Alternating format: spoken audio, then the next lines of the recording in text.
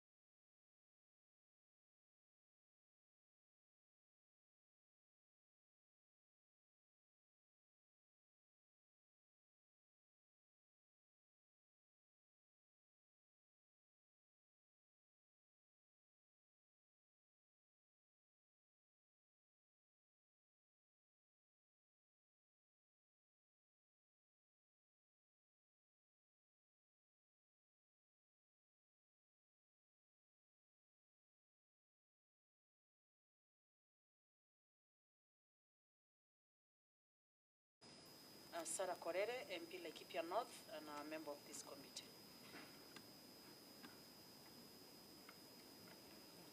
Naomi Wako, County MP Marsabit, a friend of this committee. Good morning, Professor Guyo Jaldesa, Member of Parliament, Moyale constituency, and a friend of the committee. Thank you, Chair. Mumina Bonaya, County MP Isiolo, and a member of this committee. Sorry, not member. Friend. Abubakar Talib, nominated Member of Parliament and a friend of the committee. Ome Harun, I am not a member of this committee, I'm a friend of this committee. Thank you, Chair. Just be a member or a friend. Mashua Idaka, Member of Parliament for Kiambu Town, friend of this committee.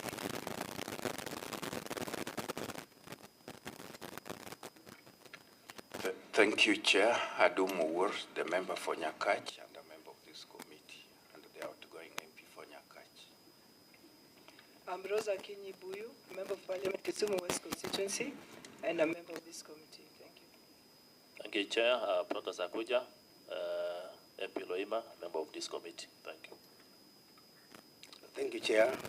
Ambassador Francis Sigay, MP Sotik, committee member. I'm Fred Kapondi, MP Mount Elgon, and member of the committee. Thank you, Chair. I'm Liz Chelule, County MP Nakuru, and committee member. The members from Samburu County who are joining us, you can introduce yourself.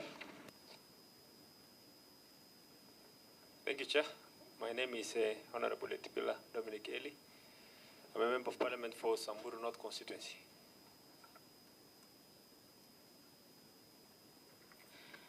Thank you, member and chair and members. My name is Pauline Nenguris, County MP for Samburu, and I'm an interested member.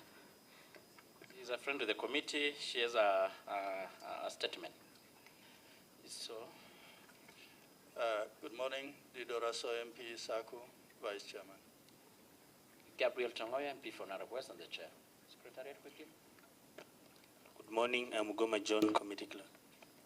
Good morning, my name is Edison Odhiambo from the Parliamentary Budget Office. Delvin Onyancha, Research Officer. Kendi Morin, intern. Morning, members. My name is Mageka, Media Relations. Good morning, Esther Mbada, Public Communications Officer. Judith Kanyoko, Legal Counsel. Salimat Clerk Assistant. Good morning, Benson Kimanzi, Sergeant at Arms.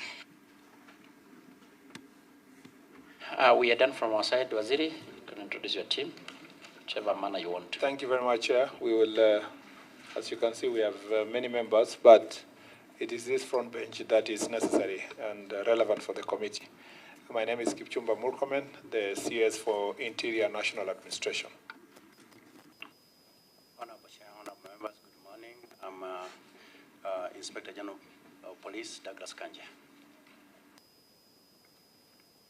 Good morning, Honorable Chair, honorable members. My name is Mr. Amin. I'm the DCI. Honorable Chair and honorable members, good morning. I'm Matthew Kuto, the Principal Assistant to the Inspector General.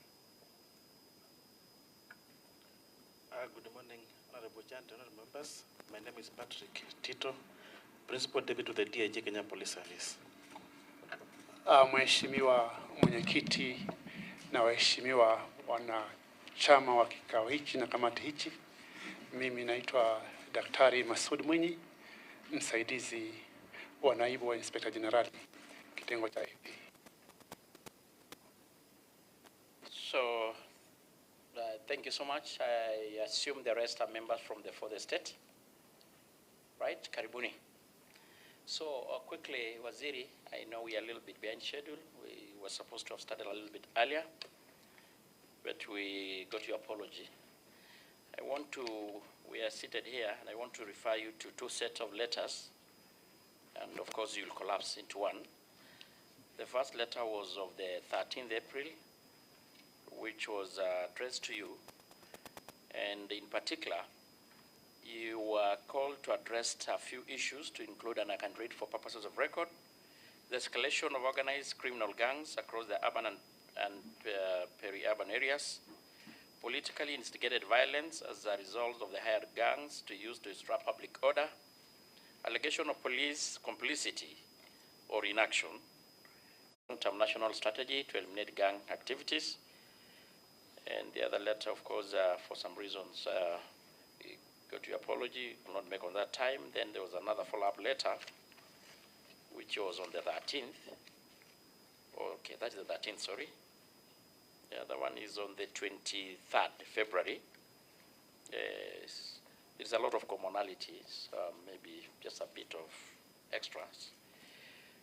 You also wanted you to address this House and the country at large on matters regarding the crime trend for the last few months, including hotspots and high-risk areas, specialized units in places to address mugging, robbery with violence, and the crime prevention measures, and the technology, surveillance, and digital crime. That is the status of CCTV coverage and the data analytics, real-time crime mapping to inform patrol and responses. The crisis response, resilience, and emergency preparedness. And so I'm sure maybe there's much similarities on the same. Then thereafter, Waziri, there are several questions that has been statement that has been sought by members from the House from different parts of this country, and they're about 14 in number.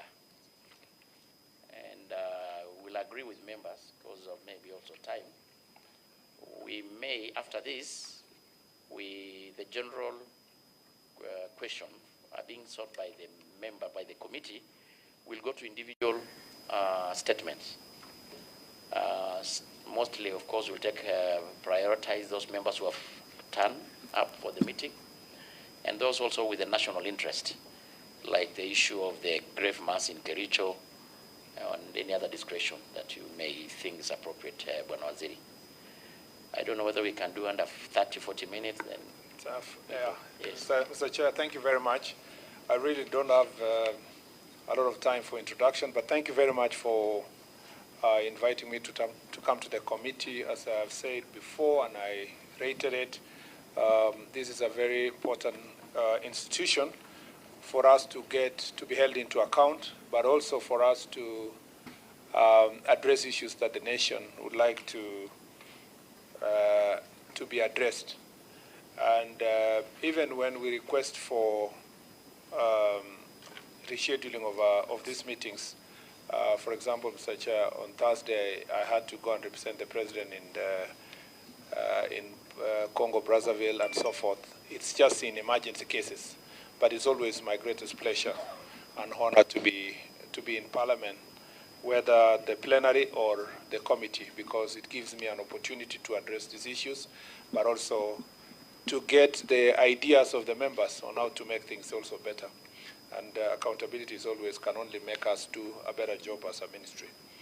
I will, because this is very bulk, it's huge, so time is of the essence. I will try my best to just go to the points, then maybe under your leadership, we will know how best we will use the time we have to address as many questions as possible. Let me start with the letter dated 23rd of February, which was the initial request on the state of national security. Mr. Chair, the first part of the question asks for crime trend for the last 6 months, including hotspots and high-risk areas. And I suppose this document has been shared with the members because it will be difficult for me to read every figure. There are offenses figures are listed and the hotspots are all over the country. Over the last 6 months, that's between September 2025 to February 2026, when this question was sought, the national security situation in the country has remained generally stable. However, isolated security challenges persist, including primarily caused by banditry and cattle rustling in parts of North Rift and Upper Eastern regions, including Baringo, Turkana, Samburu, West Pokot, Laikipia, Isiolo, and Meru. Terrorism-related threats continue in parts of the northeastern and coastal regions, particularly Mandera, Wajir, Garissa, Lamu, parts of Tana River, mainly linked to the activities of Al-Shabaab militants. In fact, I need to say something about that. You know, Chair, the fact that our country is safe does not mean the enemy is not active. And so many Kenyans, once in a while they hear a publicized story about a person who has been attacked, one like the case in Uluko or somewhere else, they think it has been quiet and then it has just happened. I'm sure the committee, of course the committee knows, and any person who is operating within the security sector, that this is a daily threat, this is a daily challenge, but yet the country is safe because men and women are putting their lives on the line, and because of the investment that we have put there, equipment that has been put there, and the improvement on technology, that's why we continue protecting our country. And therefore, when Kenyans hear cases of Al-Shabaab militants and so forth, it has never stopped for the last 15 years or so. It's just that we have continued to inhibit or to fight these threats daily. And let me repeat also that sometimes, even though it's not related to this question, a number of people keep asking why the budget for security has to be enhanced.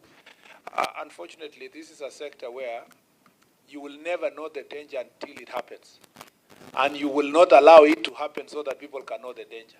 So you must always work to preempt attacks to the country. So a continuous investment all over the world requires us to be ahead of the pack. And going forward, this nation, the next 10 years, and I'm sure the committee at some point, we can have a retreat and forecast our country in the near future. A greater investment will be needed in Kenya in terms of technology and in terms of equipment, including air equipment and so forth, drones, so that we can catch up with the challenges we face in the region. And the people of Kenya perhaps may need to just have a small window or at some point about the general threats and challenges we face regionally, not just national. And the more you get to know these things, the more you want to invest more in our security sector.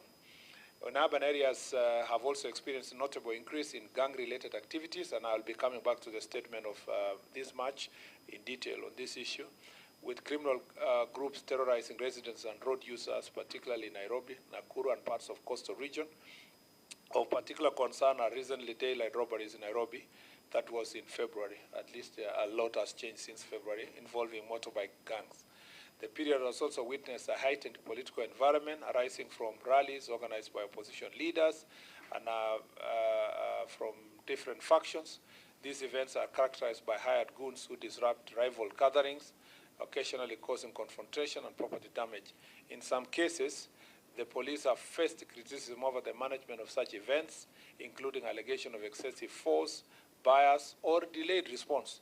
However, despite the blame, the police are committed to professionalism in maintaining law and order. As I said, I'll revisit that statement, combining it with this one. What is the crime trend? That's part one.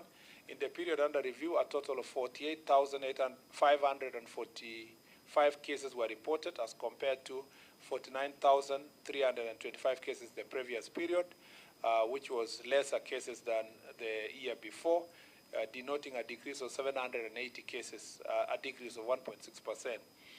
On the crime analysis, during the period under review, offenses under the category of other offenses against persons, assault, creating disturbance and affray, were the highest, followed by other penal code offenses, which are the highest was 12,305 cases, followed by the other penal code offenses, 8,226, which is 17%. The first one was 25%. And then stealing accounted for the 16%, which is 7,829. Dangerous drugs were 3,851 cases, which are a representation of 7%. Offenses against morality were 7%. That's defilement and rape, defilement, and such other offenses, otherwise known as sexual offenses, properly so in Sexual Offences Act. 3,478. Offenses involving police officers, corruption, and traffic offenses were minimal. Decrease in crime rates was recorded in most categories of offenses except traffic offenses, as illustrated in the table. And you'll see the table there. Homicide cases were 1509, and the previous time it was, were decreased. Previously it was 1,509. Homicide cases now became, in that period, 1,413. Offenses against morality, 3,738, and it reduced to 3,478. Other offenses, robbery, breakaways, theft of stock, stealing, theft of by servant, vehicle, and other thefts, they are all listed there, and so forth, Mr. Speaker. Mr. Chair. If you look at there's a graph that is presented there.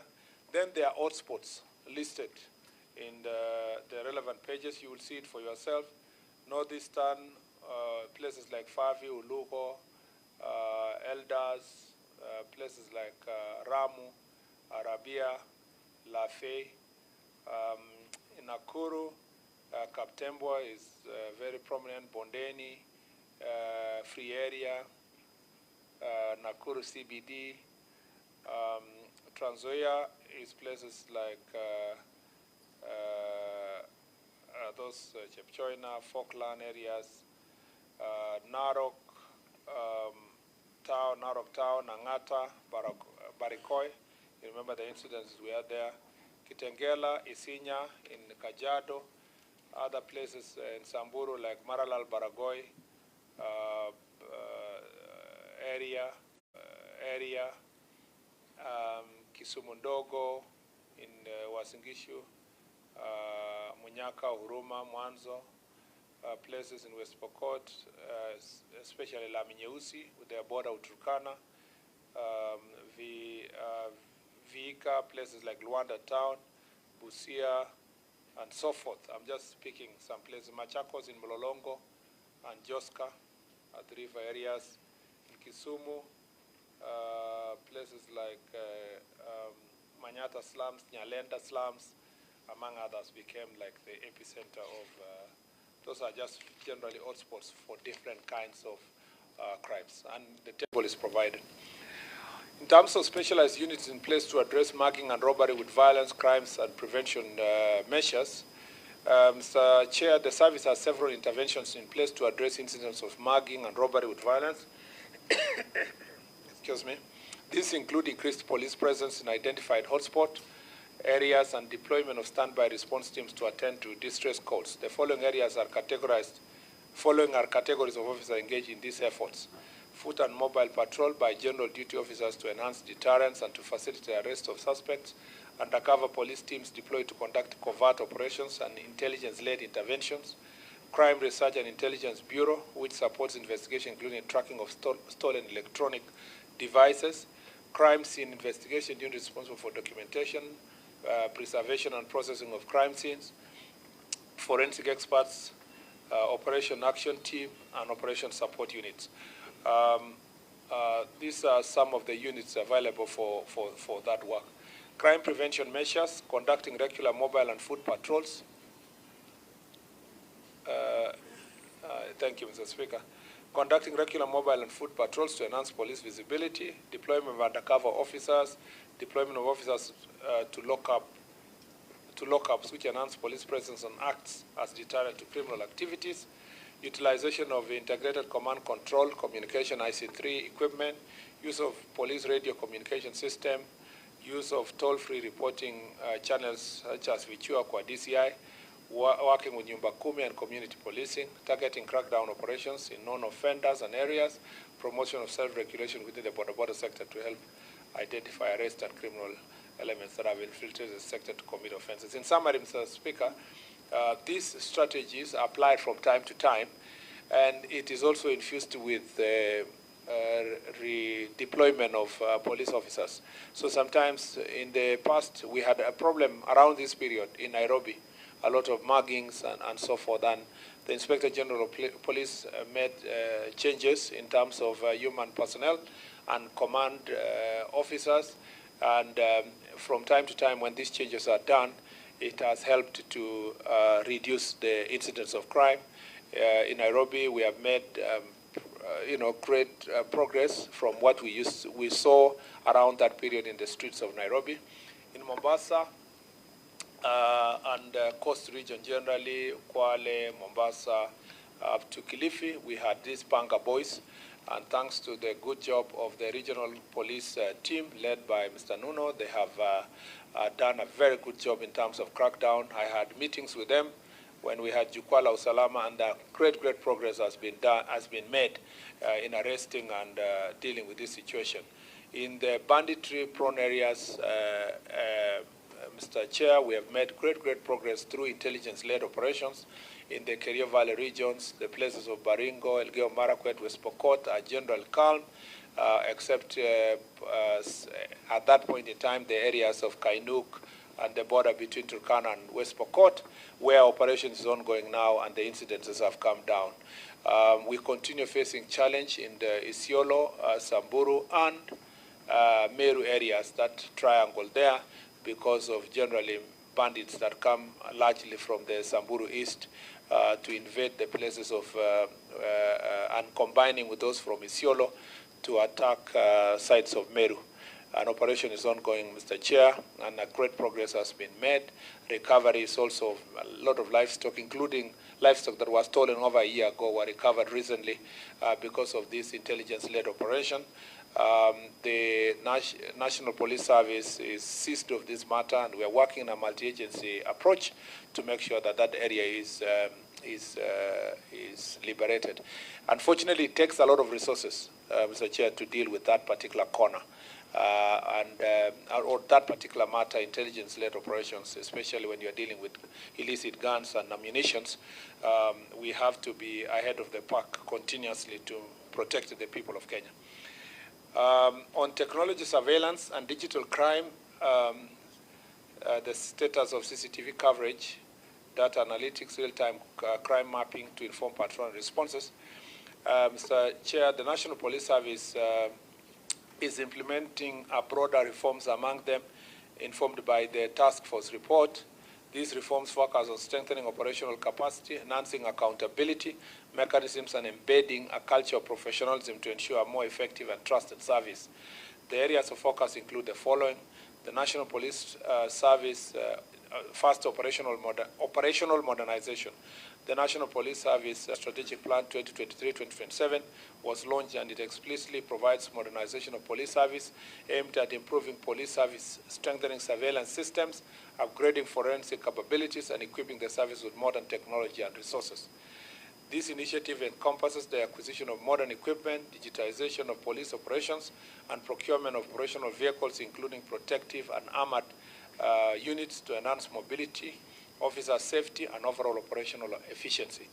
In fact, it further provides for the full digitization of records and systems, including introduction of digital occurrence book with the objective of streamlining workflow, improving data integrity, and aligning police operations with the internationally recognized standards. Number two, the real-time mapping to inform patrols and responses.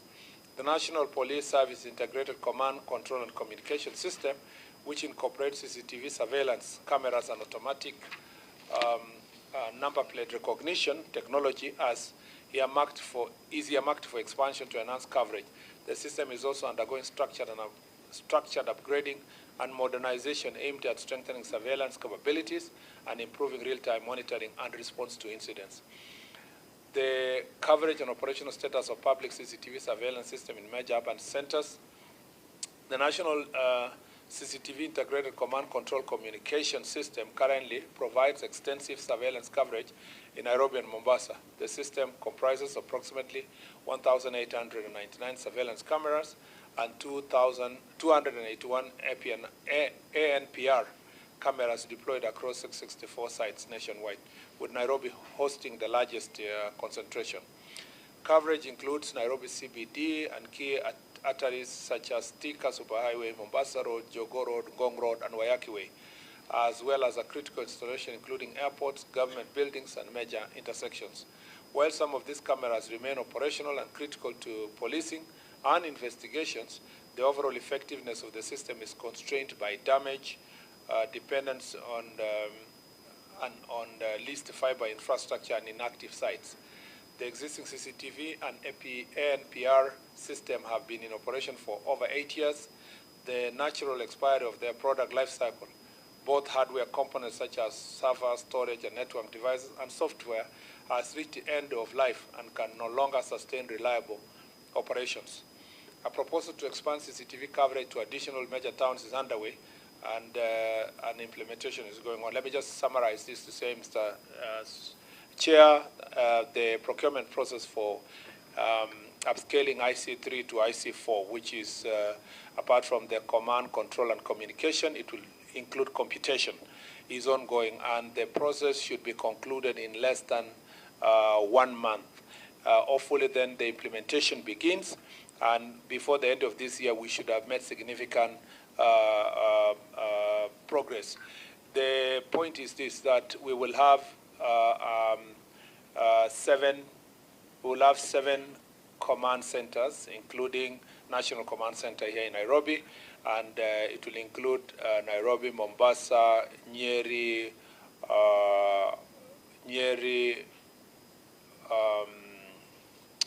Meru, Nakuru, Kisumu, Eldoret, to start with. The point is that we will have digital OB, CCTV cameras in all the police stations, ICT equipment in the police station. It will also have, Mr. Chair, the whole system of integration to ensure that we have proper analytics. And then it will have 11,000 radio communication radio equipment for the police officers. All this is being worked out to ensure that there is a greater surveillance, and particularly targeting these urban areas, especially when you talk about gangs. Gangs and goons are operating in the urban areas, and so proper surveillance and identification will be done in places, in hotspots of gangs like Nairobi, Kisumu, Nakuru, and other places across the country. That will really help us to be able to deal with this issue decisively. Mr. Chair, maybe you can, there's the seven, you say 7 command centers? Seven command centers. That is Nairobi, Mombasa, Nyeri, Meru, Nakuru, Eldoret, and Kisumu, plus now a national command center, which will be integrated. And then slowly we move. We go to Kisii town, we go to other towns. As they grow, we focus on the concentrated urban areas. You go to Nanyuki, you go to Isiolo, you progress until you cover as many places as possible. The plan is that you phase out progressively onboarding the areas of interest. And then, as you know, the NTSA is operationalizing or implementing instant finding system across the highways in the country, and that program also is in advanced stage. Of course, there were court processes, NTSA. Then there is a ITS program that is happening in Nairobi and Mombasa. After we have done this part and the ITS center is established and you have the instant finding system, all this should be interoperable. Then it will enhance the level of surveillance in terms of technology as a country. And emergency preparedness.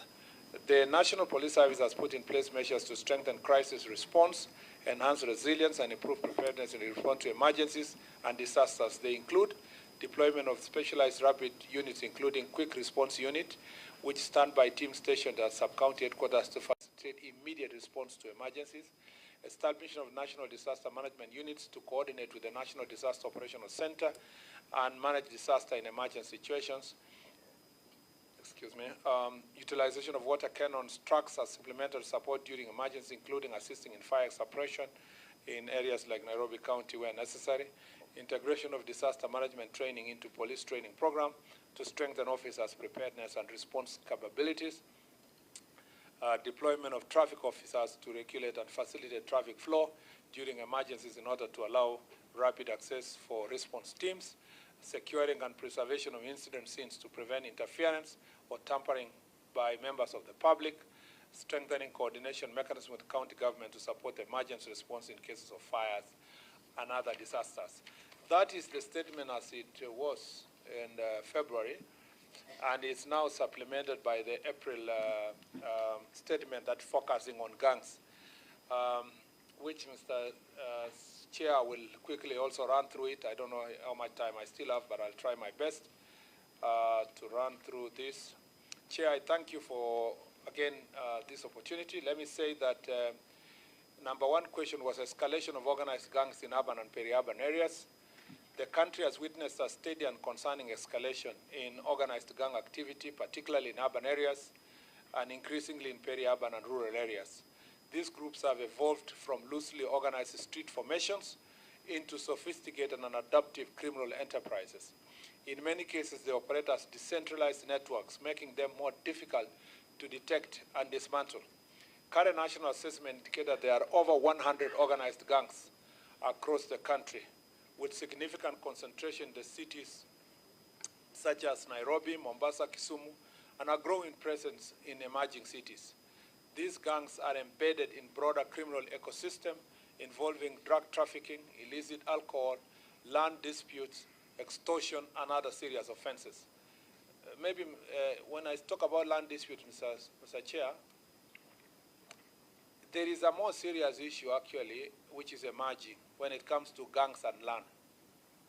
Yeah, gangs and land. In places like Machakos, Mavoko, Kitale, Nakuru, places of Vihiga, Kakamega, and I am speaking this from my experience through Jukwaa la Usalama, where land thieves and land grabbers work together with gangs, and this is very notorious in Nairobi. They go and hire gangs like Gaza and these other gangs that have been really persistent for many years. And then they bring them to somebody's land. And then they occupy that land and help them to force the person to be out of their land. Despite the court order that you have, now they even hire now squatters. These people, after that, they hire squatters put there. The Inspector General of Police will have a court order from the owner of the land that says you need to evict people from that land. And so when you want to do the eviction, these same people work with political leaders to now say that police officers are hurting squatters. This government is heartless. Mr. Speaker, but it's basically hired squatters, starting with goons. But it's even worse where the person will occupy your land, then run to court to get a court order that says there is an impending eviction of squatters from this land, and that the court should preserve the status quo. Then the courts will give an order that no eviction should be done by IG or anybody. Status quo must be maintained. The criminals are occupying an individual's land under a court order, and it is in perpetuity. In some cases, 5 years, 10 years, sometimes until the person dies, and they actually target all the people in the cities and other places. You have had cases where gangs go kill all the women in places like Kisii, and they tell you that they were killing witches.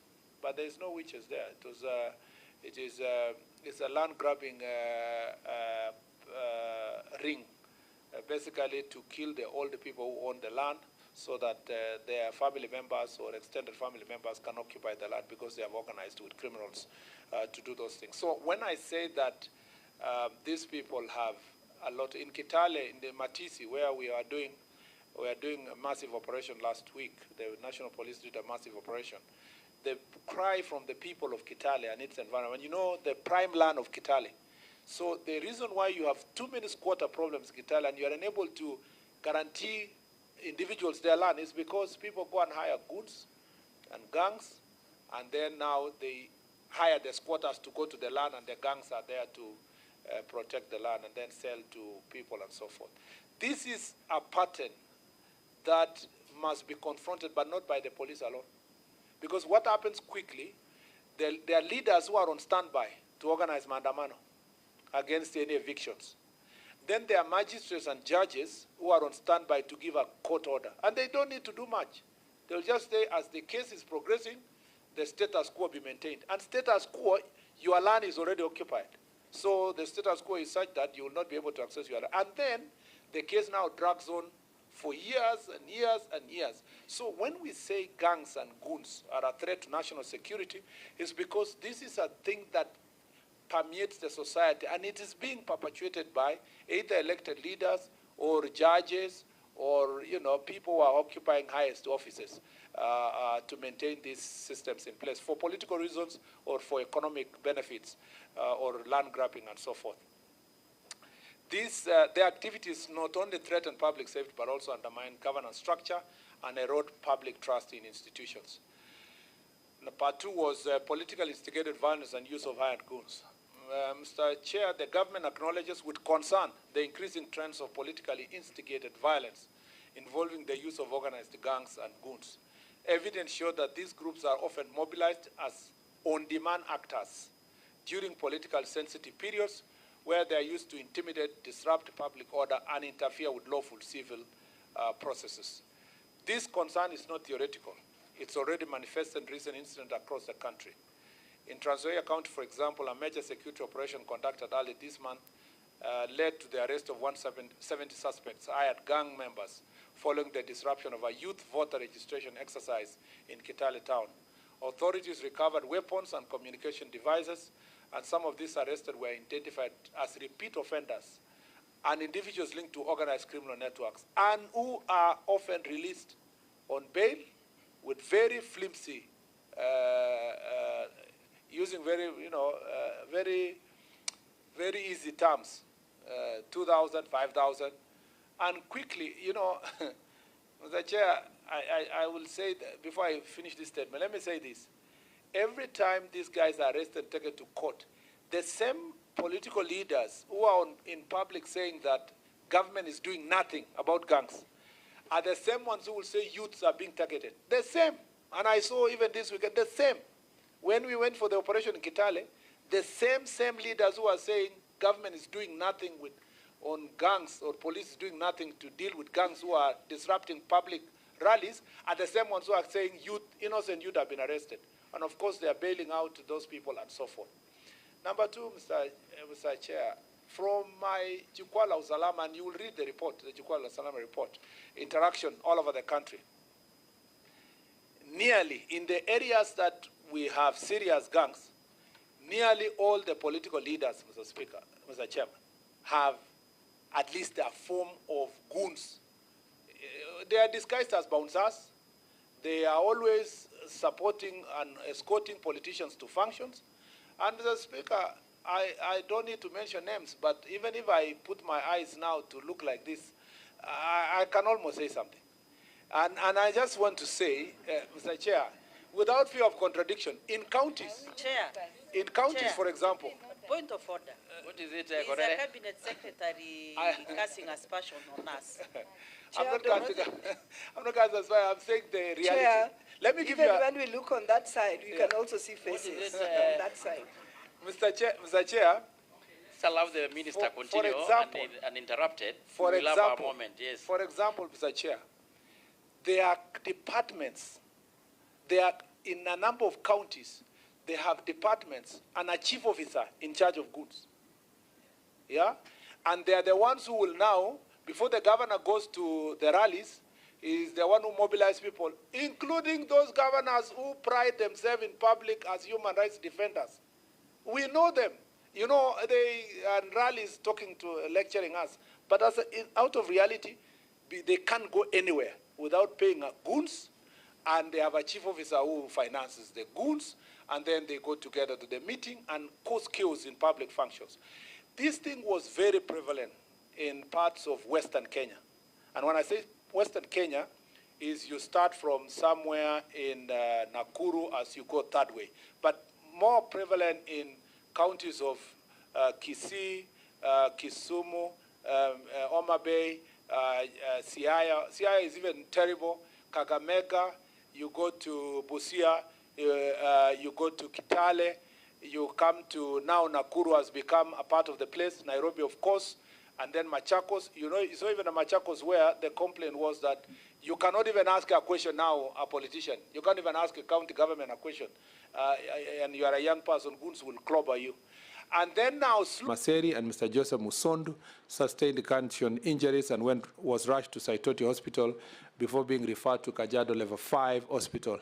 Mr. Kevin Maseri was later referred to Metropolitan Hospital, Buruburu, where he was pronounced dead on arrival. Police file was opened, several witnesses identified, interviewed, and their statement recorded, including individuals captured on CCTV footage. 4 police officers who were armed at the time were also interviewed.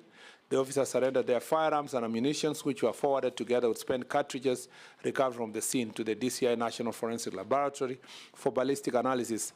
An autopsy conducted on the deceased to confirm the cause of death as gunshot injuries. Upon completion, the investigation officer recommended murder charges in relation to the death of Kevin Maseri and attempted murder charges in relation to the death of Kevin Maseri against the following suspects.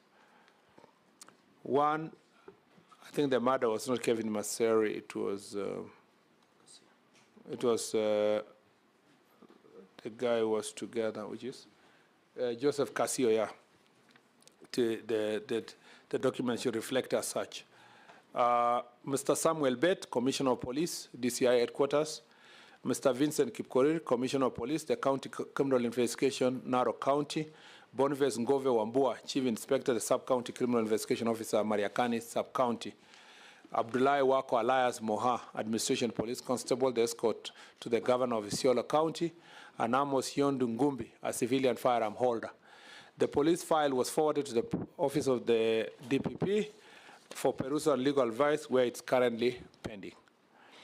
Reasons for the delay in prosecution, despite recommendation DCI, as I said, the processes are ongoing within the ODPP, and I'm sure the DPP, after finalizing an analysis, will take the relevant legal action.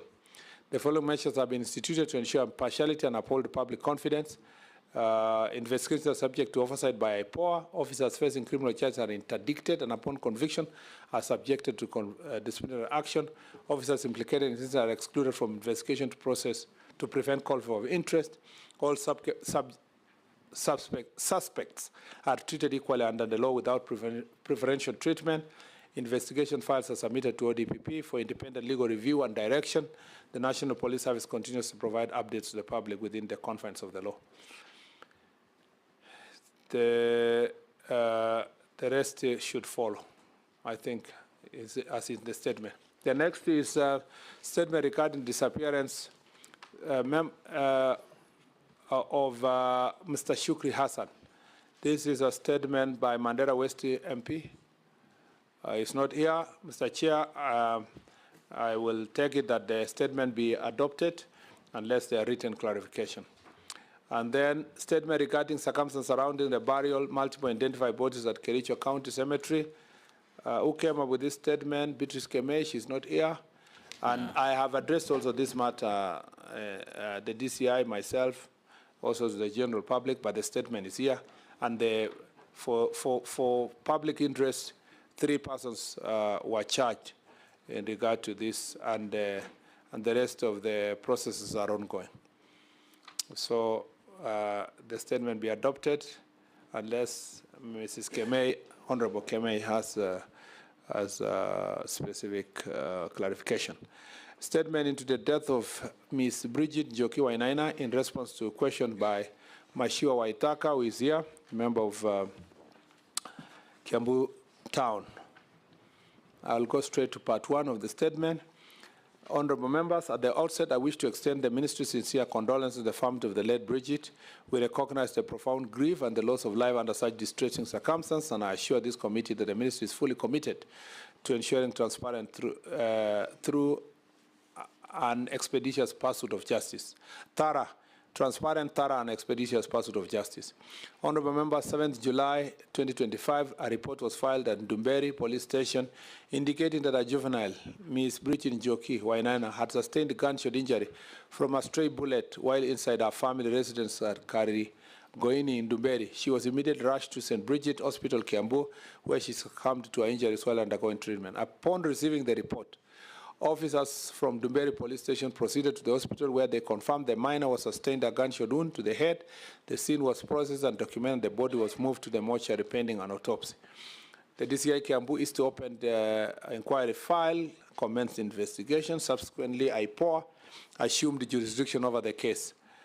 On July 2025, 9th, a post-mortem examination was conducted at St. Teresa Hospital, Tindikwa.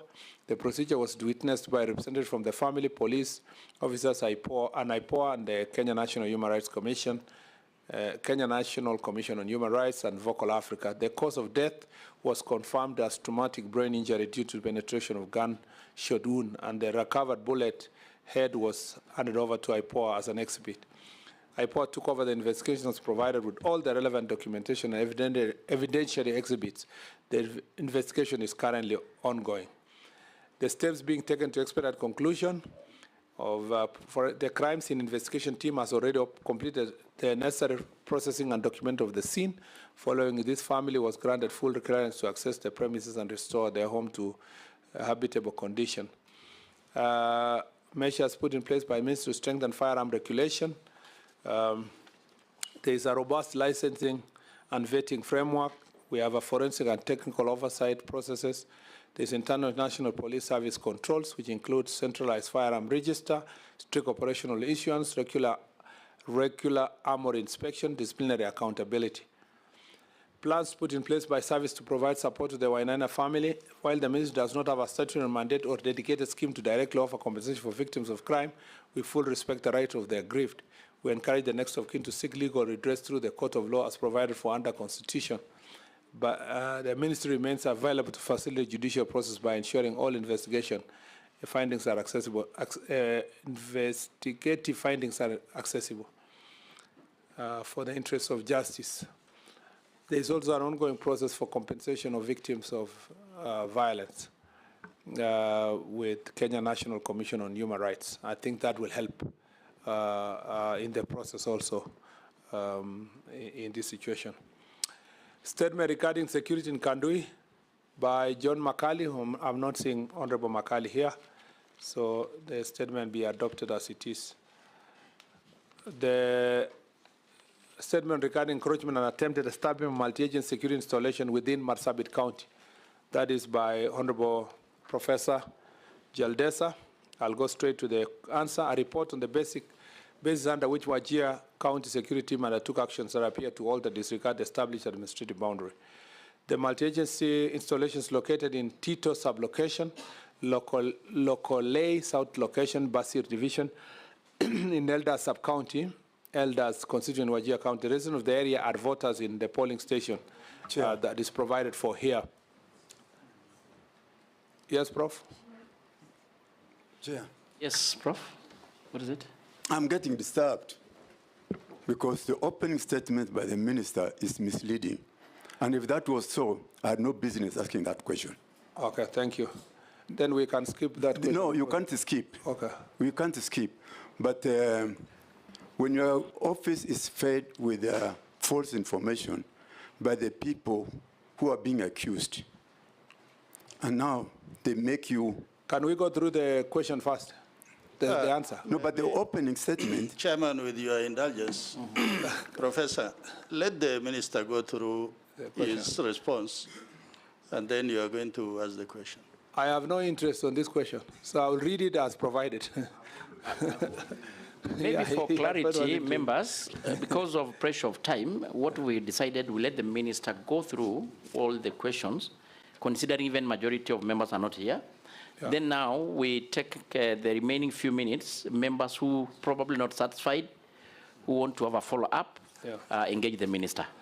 So yes. I am saying that that one, yes, in Basir ward of Wajir County. The area has been identified as a major conduit for arms, narcotics, and human trafficking, as well as a staging area for OLF. Consequently, following a several deliberations by Wajir County Security Intelligence Committee and the Northeastern Regional Security Intelligence Committee and submission during Jukwaa Usalama, where I was personally, it was noted that due to the challenges encountered in terms of long distance, rough terrain, armed militia, and compromised community leaders, and government officials, there was need for a multi-agency facility at Basir to enhance security coverage. Indeed, during the Jukwaa la Usalama Forum of 24th September 2025 in Wajir County, it was noted that there is need to set up a multi-agency center at Basir to curb arms, narcotics, and human trafficking. Wajir County Security Intelligence Committee deliberated on setting up the multi-agency center at Basir, and various minutes have been provided there. The CSI instructed the elders Security Committee to identify a suitable site for construction of multi-agency facility. The elders committee documented the site initially identified as Malka Titu, about 4 kilometers from Wajir Marsabit boundary, drew opposition from the residents of Marsabit, who alleged that the area was within Marsabit County. A joint meeting of the elders and Marsabit County and Sololo security team in Marsabit County was held on 9th of January this year at the SEC boardroom in Basir. Various resolutions were made, and the Sololo team requested for 30 days to enable them to sensitize the community on the multi-agency facility. However, no feedback was received from the Sololo team.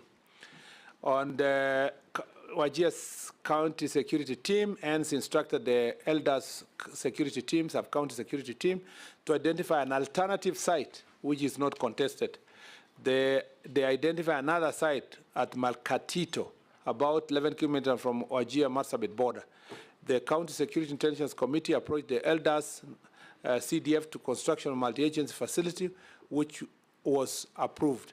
Subsequently, the County Security team visited Basir on Saturday, 4th April, held a public barasa and launched the construction of the multi-agency facility. During the barasa, elements of resistance emerged, fueled by trafficking syndicates alleging that the area is so identified to the construction, that the area is identified for the construction facility is in Marsabit County. The source of funding for the proposed multi-agency security project, let me just say this, Chair, because I've been handling this issue, including today, okay, including yesterday. I have told the long and short, apart from all this statement, the long and short, I've told the regional security team of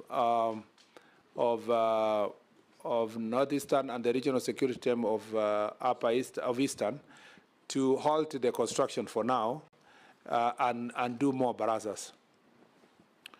Ordinarily, a multi-agency security issue, it doesn't, okay, for us, it doesn't matter which constituency it is or which county. It doesn't matter. I think the point of contention is that elders CDF is building it. I would be very happy if we can stop Elder CDF and the Sololo one build, because it doesn't matter for us. The problem is that there's a challenge in that corridor of OLF, of trafficking, and all those kind of issues. So I've told the security team to stop the construction for now, go to the site again, do the consultation they do have. If it falls within Marsabit and the area identified is still relevant for security team, then the Marsabit site should help us construct the CDF. Or to avoid even all this issue, maybe Moyale MP should give half of the money, or we give you also something, give you something else to build there. Because, you know, Mr. Chair, we are struggling here trying to persuade members of parliament, national government to build security installations. Whereas there are two constituencies fighting over how to construct the security, whatever. I will assure you that we will manage the security installation. It's not be managed by local community. And it doesn't matter whether it's in Moyale or it is in Elders constituency. Let me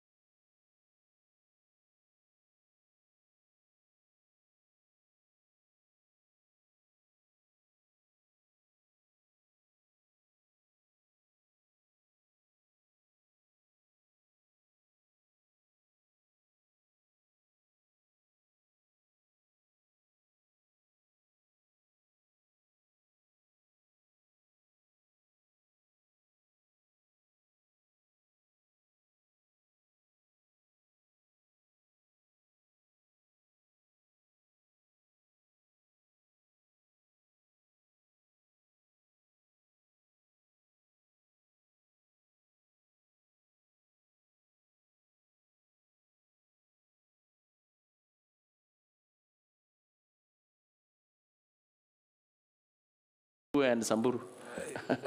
No, Samburu one came on its own earlier. You will get to know. Okay.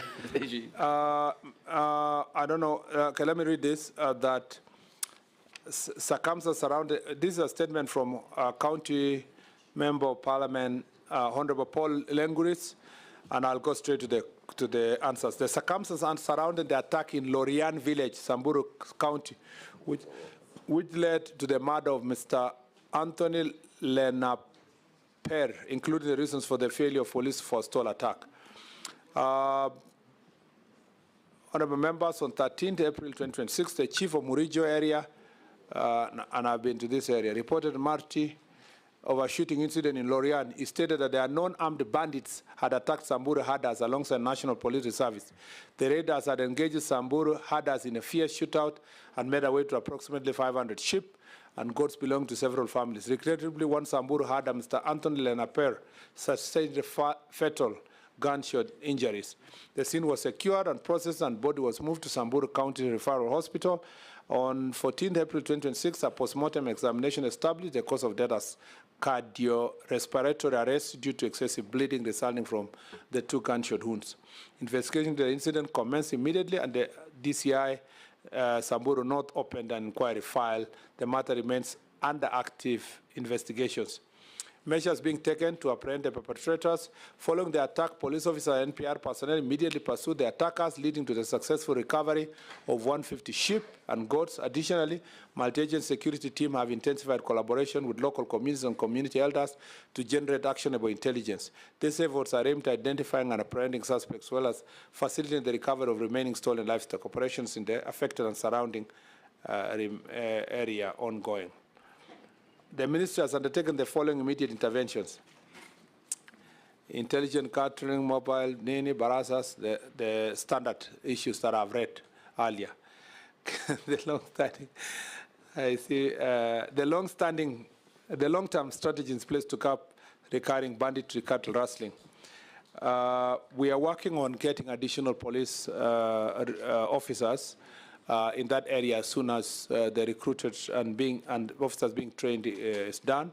The ministry is planning to recruit and train additional NPR to complement the regular police.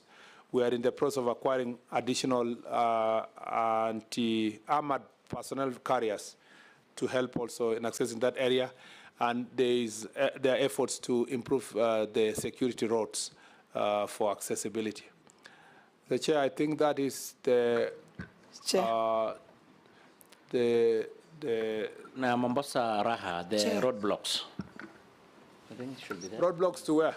To Lamu or to Mombasa? Chair. The Gazette.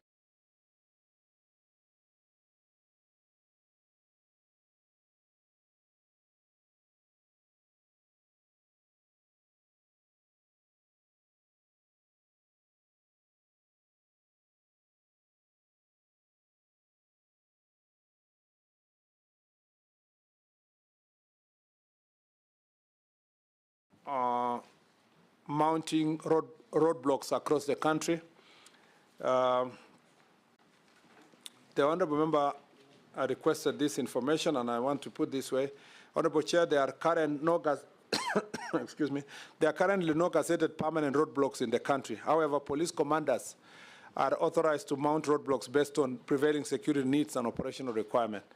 The National Police Service have identified specific locations along public roads and major highways where roadblocks may be mounted when necessary as follows. So for Mombasa, you see Busia, Garissa, Wajir, Mandera, all those places. Do I have Mombasa here?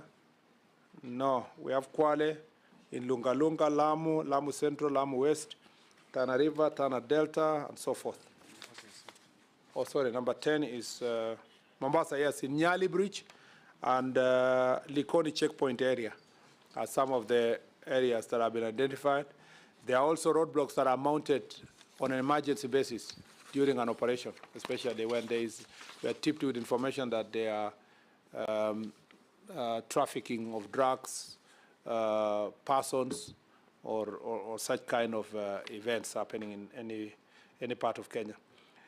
The justification for this is to maintenance or preservation of law and order, detection and prevention of crime, support of public orders on special security operations, promotion of road safety, prevention of terror, human trafficking, and all forms of transnational organized crime, and so forth. Measures to ensure roadblock operations do not cause traffic congestion. Transition to mobile, the measures include transition to mobile patrols, operations with a significant reduction in static roadblocks. Time-restricted inspections, where routine checks are conducted between 9 and 4 p.m.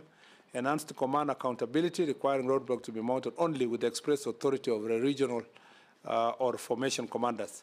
Increased use of technology, including electronic surveillance, speed cameras, and automated enforcement mechanisms to reduce reliance on physical roadblocks. That one suffices. I don't think there's any other question. Yeah. Which actually is straightforward, one from Kitui West constituency, Mheshimiwa Nyenze. Which on the issue, were they supplied to us? Yeah, I mean, was it not supplied? The issue of the vehicles in the sub-counties.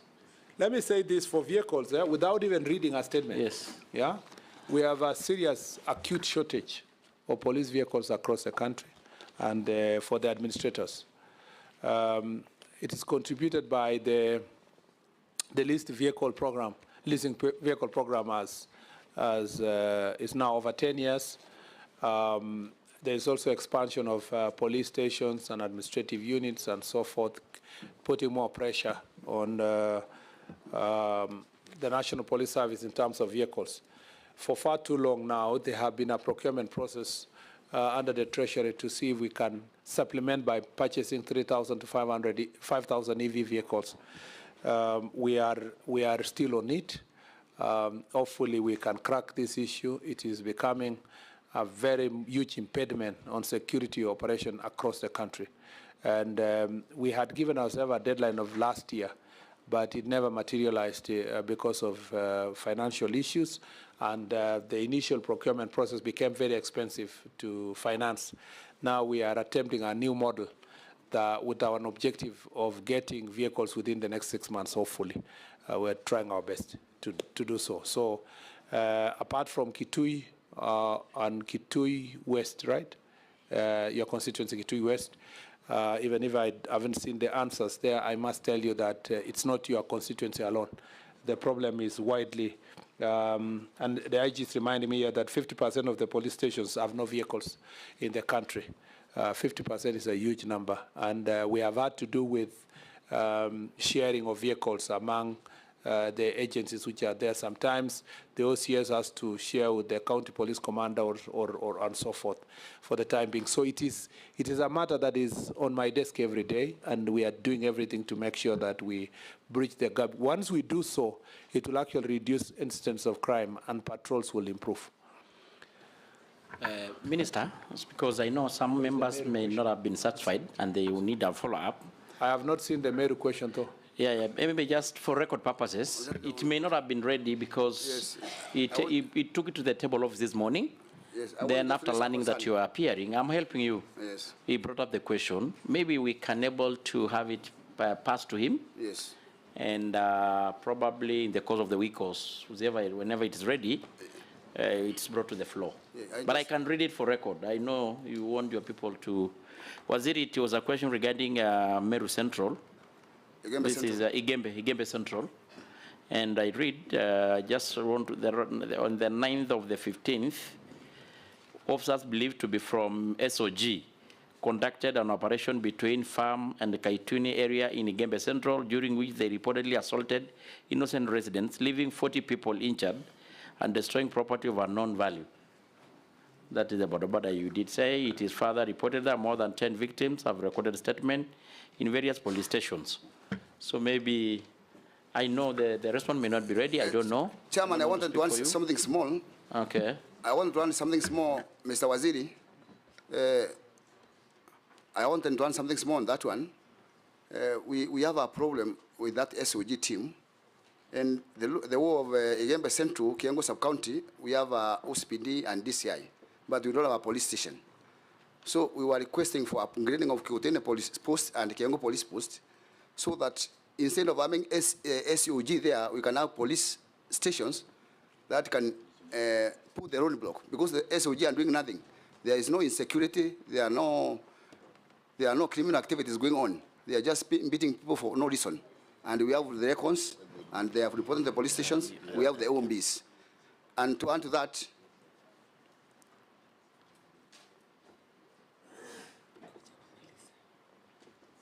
so I was saying they just invaded the people and beat them without any reason. There were no mandamano, there were no picketing, there was nothing. I don't know the cause and the reason. I even talked to the OSPD and then the CI. They are also confused. They don't know why they did that. It's a serious case. Then I also wanted, I don't know, only to claim, to complain. I also wanted to report to you that rustling cases have gone down since the operation started in Igembe. Congratulations for that. Let the operation continue and we'll have peace. But that one for the two police stations, kindly order for the upgrading so that the security can be improved. And we need the compensation for all those who are injured at the damage and the property damage. Okay, I'll just say, I think for that one, straight one is that we need to get a statement so that we can do a comprehensive response. Number two, we cannot say for certain now that this officer were from SOG. It can only be alleged because I don't know if you have the power to identify who is SOG. Yeah. Number three, more importantly, we are very happy because it is the same SOG that are helping us to achieve your last statement, which is that we trying to deal with the cattle rustling issue. So it's a unit of police officers working in multi-agency that have given us great success, and we believe this is just the beginning. In terms of the operation, we think that in the next few months we will achieve even greater success if we continue working together to liberate that area of Meru, Isiolo, all the way to Samburu and Laikipia North. Yes, the Kiango sub-county has no problem with rustling. So okay. They are not necessary. Chairman. Okay. Chairman. Chair. Chair. All have a question. She can only now ask the clarification. Chair, I would like to. I'm sorry, I was a bit late. I was in another meeting. If I may, but I want to just before on a point of order, am I allowed to raise a point of order? Yeah. Mr. Chair, if you may now open for all the statements, then I will respond one round for all of them. Okay. So that since we have already adopted Mary's Honorable Emase's statement, now she can raise the clarifications on top of it. Yeah. That's what I suggest, and maybe we tend to squeeze. We had agreed that by 1:30 we'll leave here. Chair, maybe we can. Aduma, please. Chair, Aduma. I also have a point of order. Chair, I'd like to augment some. You know how we operate. Thank you, Chair. Chair, I was saying I'm sorry I'm a bit late, but I've quickly looked at the response on my statement, which was about insecurity in Western Kenya, and especially in Teso South, where I had attacks on several businesses and 4 watchmen were killed. But I want to say that the ministry, your ministry officers have done a good job. One of the suspects was arrested, and a very critical one, because that is the one who was showing his co-accused the shops to be attacked, and it could be seen on CCTV. But my biggest problem is, you've addressed this, you've said on the vehicles. 3 of my police stations do not have vehicles. So even when these officers are called, they're working under very difficult conditions. Being able to respond to these emergencies is a big challenge. Probably if you could tell us for how long we need to wait, even if we could get 2 vehicles. In Teso Central and Teso South, even the town station, I was with the OCS who just came the other day. He does not have a vehicle. That would really help us. But the security has stabilized, and we are very happy.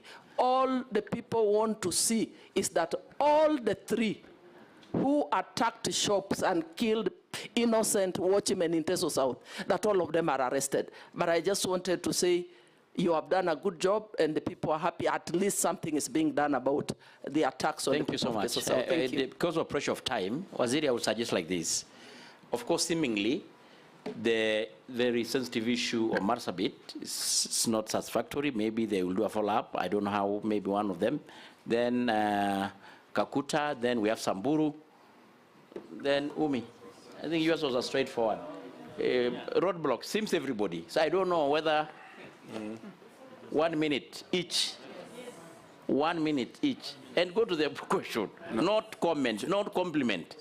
And Nakuru County, you didn't ask any question, please.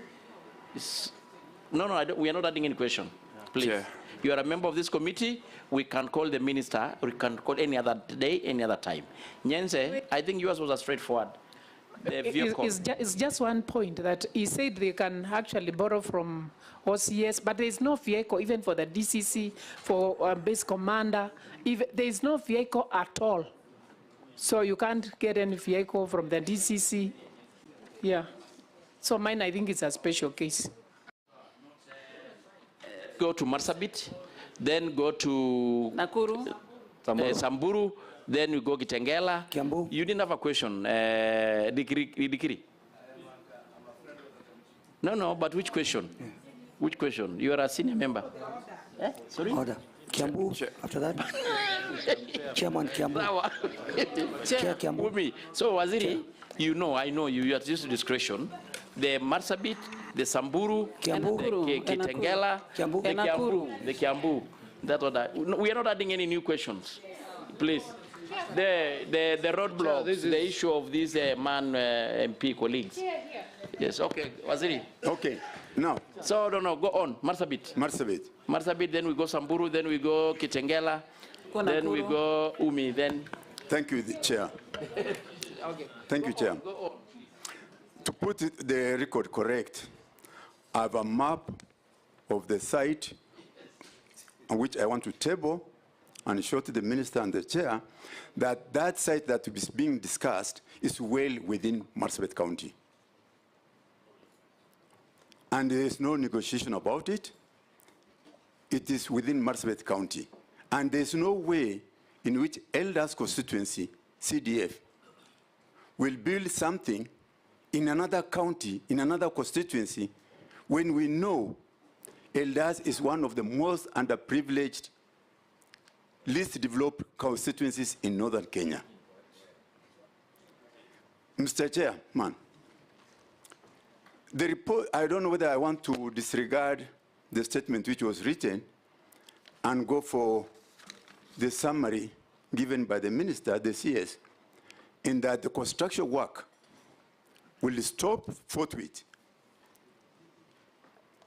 and that we shall be able to negotiate with the minister as to whether, as the Marsabit County team, will be able to do that work, and we shall decide to do it in a place where we think it's appropriate.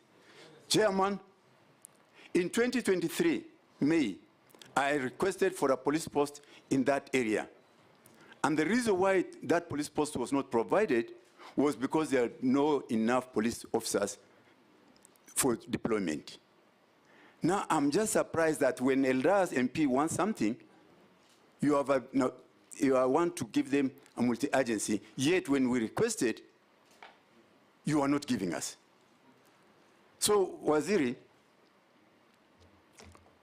I am glad you said that work should stop and people should vacate, because it's an occupation, it's an act of occupation of another person's territory.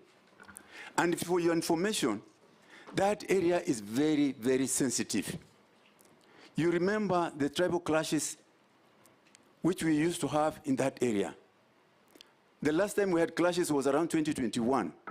I'm happy that since I came to Parliament, the place has been peaceful. This incident, which may look very small, has actually started peaceful coexistence among the people. And if you're not careful, it will lead to some disruption of peace, it will lead to conflict and bloodshed. It should not be taken lightly. I know the MP that we are accusing was accused by Mandera, Wajir South, no, Wajir West, Tarbach, and Wajir North. We need to rein in the members of parliament who have no respect for rule of order. When the speaker ordered on Wednesday, that you come here. Professor, you have made a point. No, because I want to table Naomi this. want to ride, I know. I want to table this. This will be part of the record. Yeah. And Waziri, to be honest, I even personally met Kenan, and he admitted what was going on is within Mandera. Within Marsabit. Marsabit. We have agreed that both security teams halt the process, do a local barasa there, agree on the way forward, which is not going to cause us any problem. Waziri, we have no business to discuss security matters with the Wajir team. We have business with to the discuss... team, the security team. No, the Professor. security team, Wajir, you see, like when that statement said that the Sololo people did not report back, the Sololo security team are not they are not answerable to Wajir Security County Committee. I think the minister is within his power to know how the security matters are managed. So Naomi, 1 minute. Unlike county government, all national security teams are only answerable to one center. So I understand the struggle to combine both security issues and boundary issues. And because it is we are using CDF to build. Point of order, but let us agree from the barazas, we will now have an amicable direction on this issue. Okay, let's have Naomi to write on. Yeah, 1 minute. thank you. Just 1 minute. Thank you. Thank you very much, Chair. Get out, please. Thank you very much, Chair, for allowing me to ride on this. Waziri, I want to say thank you for your response. I have gone through the report, but I don't want to refer to this because it is misleading. Your final statement is what is comforting us. You have said that the work should stop, we should consult, and Moyale constituency should take responsibility. We will agree on that, but make sure that that work stops and construction will be done by Marsabit County. That is all the request we have. If that is done, then we will be at peace. But again, the issue of MPs encroaching and making their points right, I think that should not be accepted. Thank you. So you want to ride? You know, this is very sensitive. Maybe mine, Waziri, is really going to be short. The first one, Basiri is in Moyale constituency on its own. And because of the relationship between the communities, the community in Moyale, they have never raised that issue. And it is likely to crop up if the trend of expansion is going to continue. But for me and those of us from Marsabit, a multi-agency security camp should not be constructed by a CDF because of its nature. It has many reasons. I'm a security person and I don't really want to talk about it. If it is a police station or a police post, that is well and good. Now, second, and finally, Honorable Kenan cannot purport to represent security. He is just any one of us. He's a legislator. Let him ask for a security post and let the security agencies decide whether it is possible or not. But for him to tell his person at the ground, there is a clip that is running around of a contractor saying, this is an order from above and nobody can stop it. It cannot happen in Kenya, really. So for that reason, I want to join my colleagues without really appearing that we are in fight with brothers and sisters from Wajir. Let this thing stop. Let the security agencies and all of us reach an amicable conclusion on how this facility can be constructed eventually. Thank you. Thank you. Professor, we must move forward. 1 second. Because the county commissioner Wajir did not do due diligence. Yes. If it is... The county commissioner Wajir, when he came and did the groundbreaking ceremony in Marsabit County, did not do due diligence. He should be punished. The county commissioner should be punished for interfering with other counties outside his jurisdiction. It cannot be taken lightly. This is causal conflict. As the security team leader, he should not have done that. He should have done due diligence to make sure. You made your point, Professor. Thank you so much. No, Minister, anything, or we go to Samburu? No, just to say Samburu. that you know, two things. One, security remains a national function. So without looking at the boundaries, the only point of contention here is because it was being built by elders CDF. Had we on our own established a security, a multi-agent security camp there, it would never have mattered whether it is in Moyale or is in Wajir. So it's a combination of both the security needs of that area and a boundary dispute. And this is not the only place. There are many places, Kitui and Tana River, Kwale. The other day, the MP of Kinango, Konzirai, had an issue with Taita Taveta, like that. So this is not unique to Basir alone. This has been the challenge in various parts of the country. The only difficulty here is that, like for example, the Kitui and Tana River one is also police stations. And about 8 police stations built by county government of Kitui, and then the neighboring county is contesting and causing problems within those police stations. So it's not unique to that place. The best thing is to look at a separation of boundary and county power, because even us moving does not answer the question of boundary. That we will leave it to another process. And this whole conundrum is captured in our Jukwaa la Usalama report across the country. That's why I called Mr. Otieno and Mr. Rotich, the RCs, to come together, go to Basir, halt the construction, find ways of consulting with local community, and see how best we are going to achieve the greater security good, because that has become a major route for human trafficking, drugs, and contrabands.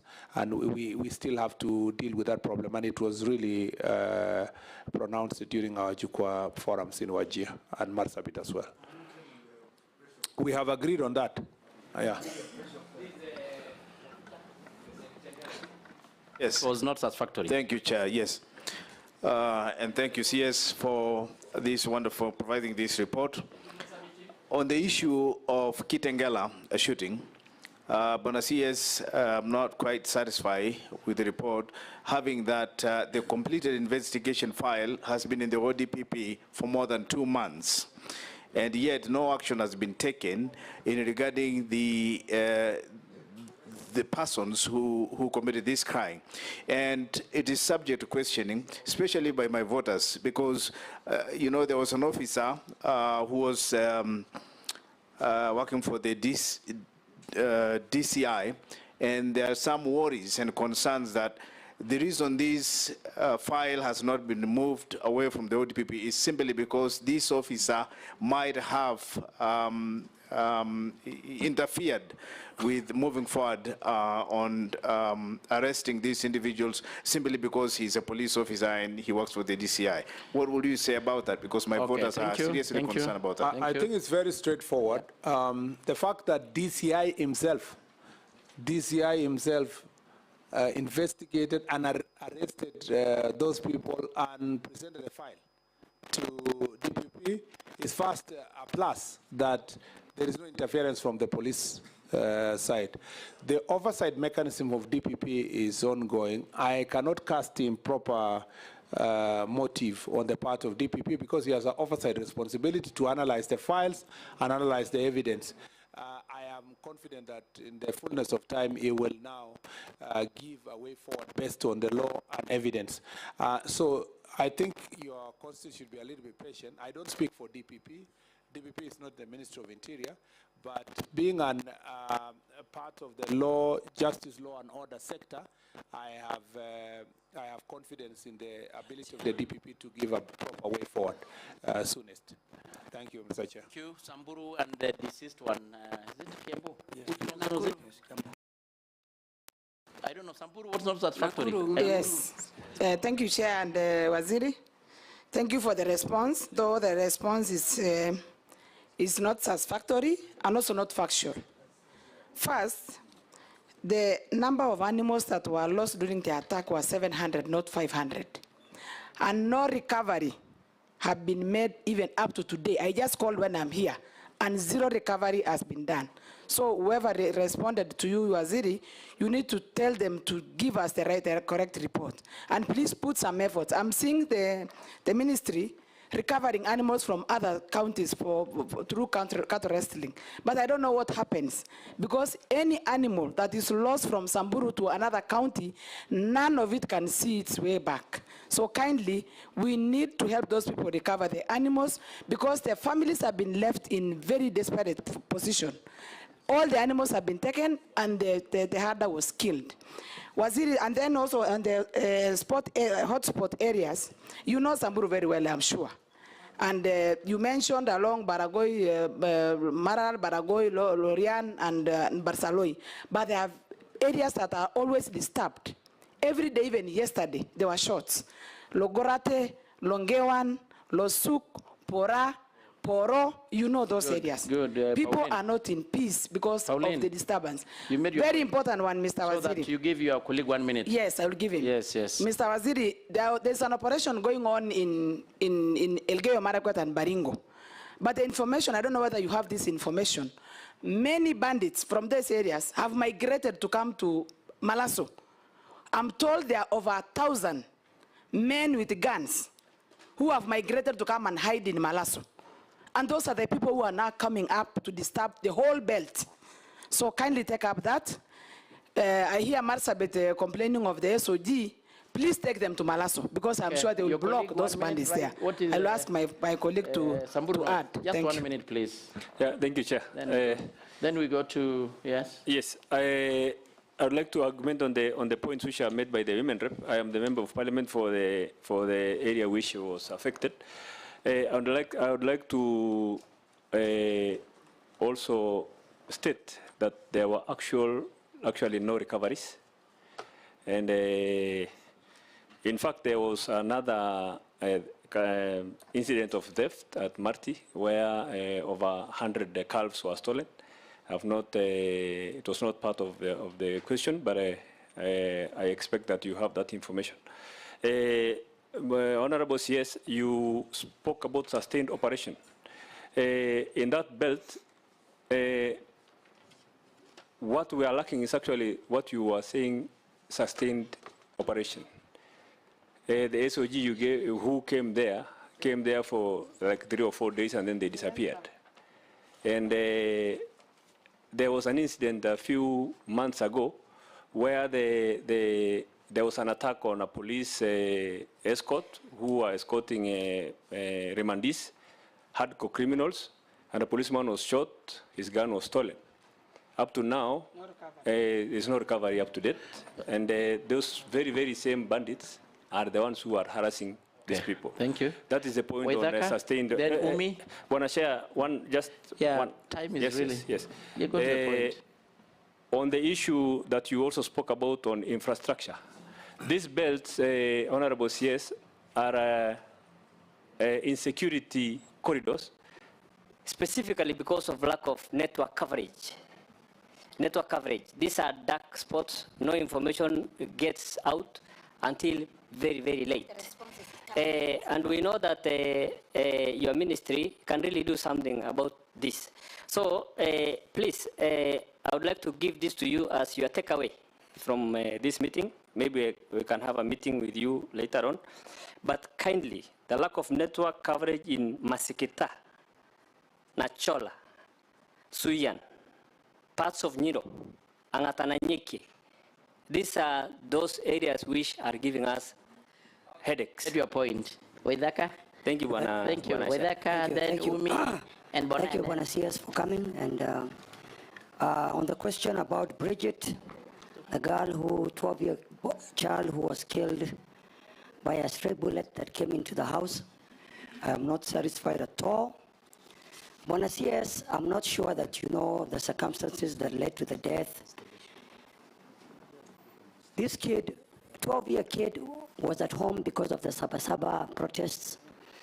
and she was lying on the couch with her mother, and a stray bullet came through the house from the roof, struck her on the head, and she died. Now, the family was told that they could not do anything to fix the house, that they had to wait till the investigations were complete. And the family is traumatized every day because in the morning they get to see that hole because it's up in the roof.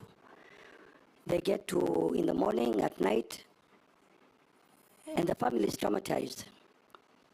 The mother is not been able to sleep in that house, and she's not been able to perform. She's actually a teacher. The husband has developed high blood pressure. And when I see us, I'm asking for a human face in this situation. This was an innocent child that had committed no crime, was in the house, and she was killed. So please, do not tell us to go to court because the parents do not have money to go to court. It's an extra expense. When you tell us to go to the human rights compensation, that takes 8 years. So please, a compensation budget for victims of wrongful death. So we're asking to fast track the compensation for this family. Although we know that no amount of money can compensate for a human life, but we ask that please, Bonasias, let's have justice for Bridget. Thank you, Bonasias. Umi, please 1 minute, Bonaya, then Waziri, you take them. Thank you, Mama Chair. Saraha, you are not satisfied also? Thank okay, you, Chair. Umi and Bonaya. Thank you, Chair. Kiri, maybe you add the Kiri, the Meru issue.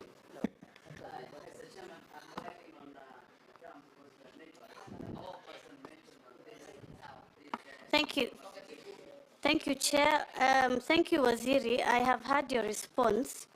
And those young men were released immediately. Mohamed Yaro was released, I think, after a week.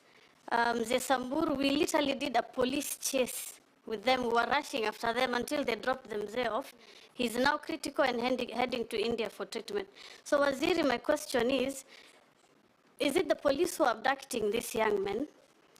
Who is doing it? Because sometimes we are worried. Are we facing people who are within the police so that we know at least these are the officers on duty, or are these people hiding behind unmarked vehicles? Because that's the crisis that we have.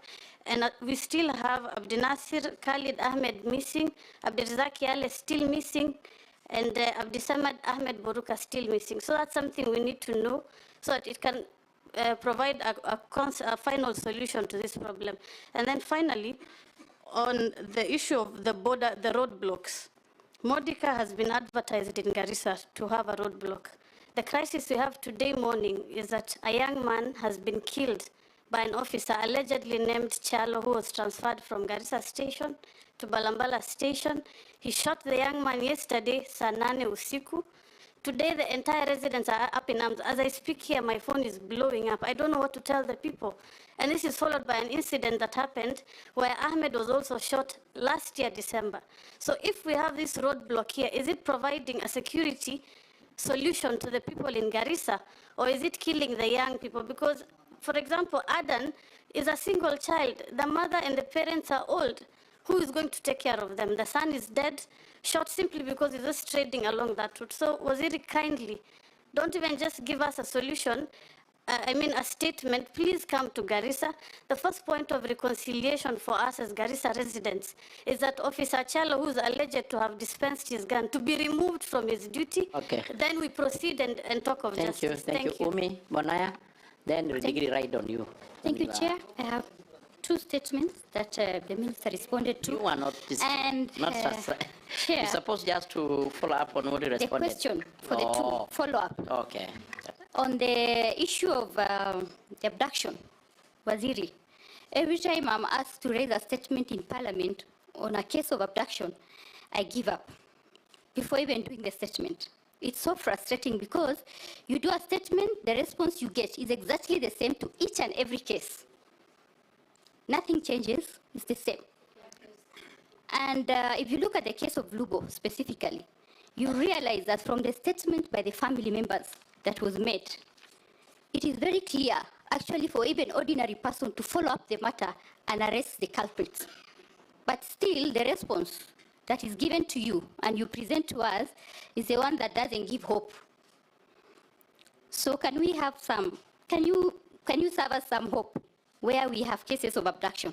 And for my county, I don't know why we have so many cases. From the time I came to this house, I've raised over 20 statements of abduction. And there's no single statement that I've gone back to the people and told them this has been resolved and the person is safely home. There's none. So what are we doing here? The other issue on the teachers serving in the Isiolo Kipsing area and the matter of insecurity where a teacher was killed along that road. Waziri, any attack on teachers in our area, in arid areas, is costly. Do you know why it is costly? Because the moment one teacher is killed, the rest will move. And the learners are left with no teachers.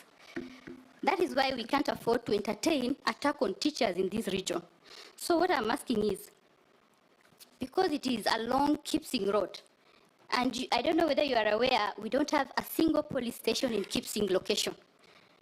Would you kindly do us one in Kipsing, a police station that can attend to such matters in those areas urgently? And I think I will give opportunity to my neighbor here on the same. Thank you, Mr. Chairman.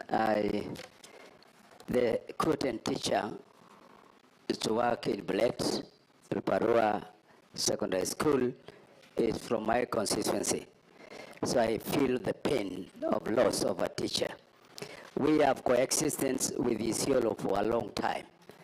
But this issue of battery attack, it is following a sequence and is following an area. My direct question is this, Mr. Speaker.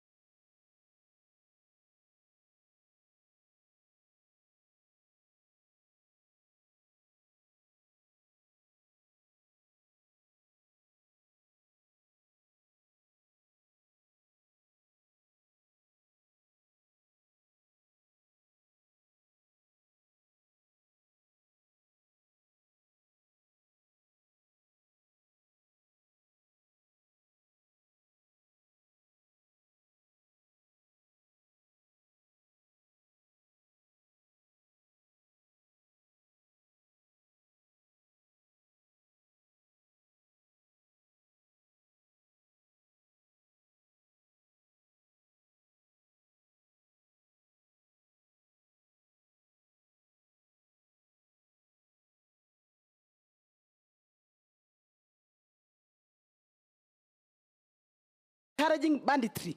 It is not every Samburu that's a bandit, but we are running for the bandits. The government can go and arrest the bandits, but you cannot condemn the whole community. We are not bandits. No, you've made your point. Chairman. Thank you. Please, I don't want us to extend from there.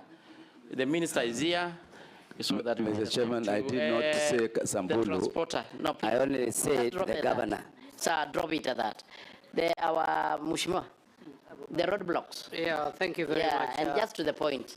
Yeah, I think you should give me time. I've been here for the last 3.5 hours. It's the first guy to come to the house. And I think I deserve to be heard.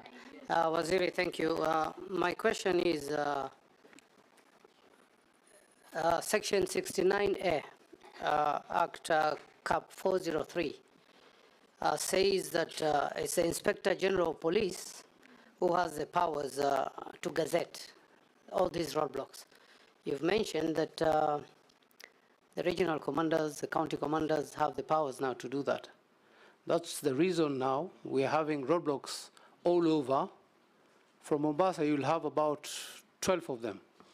And that is why I'm picking a reason of an example of Mombasa or Nairobi, Garissa, where these ungazetted roadblocks are all over the place. I would kindly ask you, when you have time, I'll take you in my car, or you take your car, we go visit these areas, and you'll see it for your own eyes. So I'm kindly requesting you to tell the Inspector General to withdraw these ungazetted roadblocks. Thank you. I think the IG, and that's the basis of the response, that gazetted roadblocks, yes, as per the law. Yes. But also beside that, the security teams have the powers to put roadblocks for emergency security operations, for traffic issues. It cannot wait for IG. For example, a roadblock can be mounted outside this door. If we know that there is outside this road here, if we know that there's a goon in this building who wants to escape, using a car. No, I'm just saying that roadblocks are not... These are mounted roadblocks on a daily basis. That's what I'm saying. That doesn't matter that there's a goon or not. Yeah. But on the highways, it's on a daily basis, day and night. No, what we don't want, what you are speaking about is the static, permanent roadblock that is in a particular position without the gazettement of the IG. And we are saying, and I agree with you, that the IG should then review where really we need gazetted roadblocks, and then the rest will just be emergency in case of operations and so forth. And I agree with you on that one. That's where I was coming to. On the question of, I agree also that the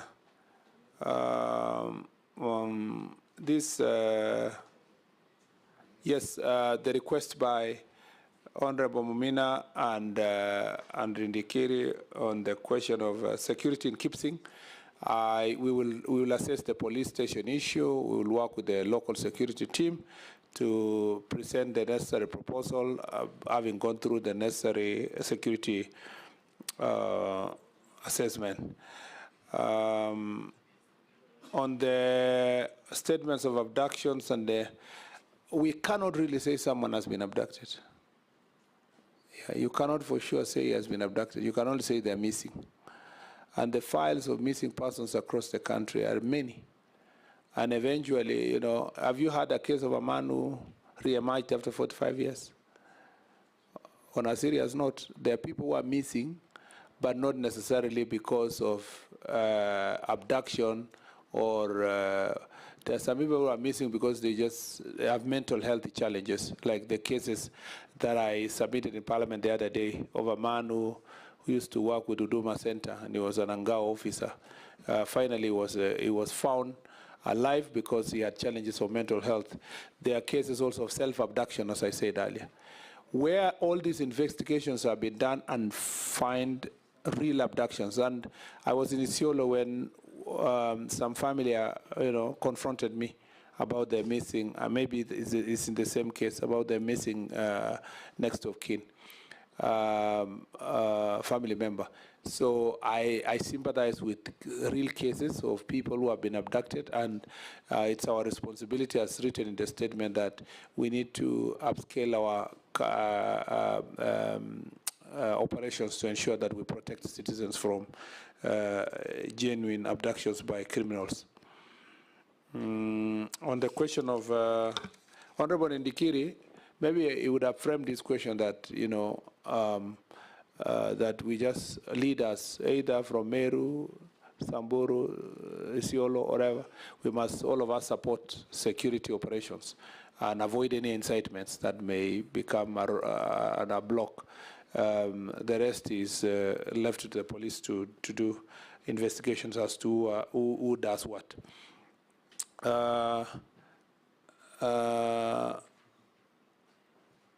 I take up the challenge by Honorable Umi to visit the area and listen to his issues, some of which were raised in my last visit, but I have no problem coming again to Garissa to also assess security issues in the area and support the security team by making sure that they make the necessary decision and support them policy-wise, whether resource-wise or gazetting a particular person, legislative-wise, to support that area.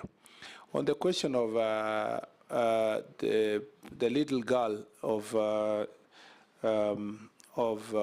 Kiambu Town, Honorable Mashua, I think it's important for you to know that what it means when we say IPOA is investigating is so that it removes the police, the IG, and the DCI here from that investigation, because police were suspected to have caused the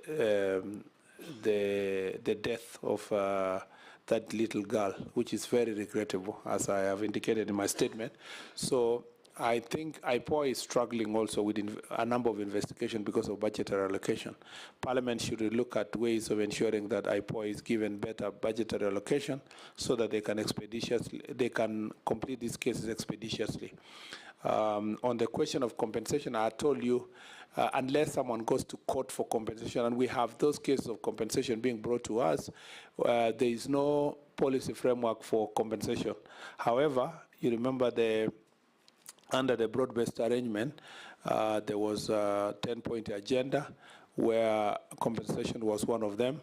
And as a result of that agenda, 2 billion shillings was set aside in the supplementary budget and submitted to the Kenya National Commission, Kenya National Commission on Human Rights. That's what I was trying to tell you, that now that is the body that's going to carry out the 2 billion compensation for victims of violence, protests, and so forth. And we believe that that should happen in the shortest time. I'm sure His Excellency the President will be giving directions to the nation as to the extent of the work that has been done by Kenya National Human Rights Commission. I'm aware of what's going on, and the budget has been provided using the supplementary. So we should, baby Bridget should be families, that family should be part of those who are going to benefit from the compensation. On the issue of vehicles, for Honorable Nyense and Honorable Emase, we agreed that vehicles is a challenge, but even then I've told the IG, I was whispering to the IG here, that he may have to do also some rationalization so that at least every corner gets at least one, even that to be shared among the security teams as we continue with the procurement process. On the question of numbers, failure to recover livestock, and hotspots in Samburu, including Malazo Valley, network coverage. I thought the Member of Parliament of Samburu North, my friend, Letipila, should have also thanked me first to say, okay. I say thank you, Honorable CS, for the giving the great people of Arsim a listening ear, and the network of Arsim, and you are most welcome to come and visit Arsim. No, so even Arsim was part of the areas that were not covered. Safaricom is willing to work with government to improve also the other areas, and like you've mentioned, and we have sat with you, it is also important to expand that to those other areas that you have captured to whatever. To deal with the issue of a network so that it can assist us in operation. The last thing I'd like to say is that I agree with all of you have said that the report does not properly capture hotspot areas, and it needs to be properly updated. The entire Samburu is almost an hotspot area. So maybe the IGs should have written hotspot areas, Samburu, Turkana, but there's danger with that.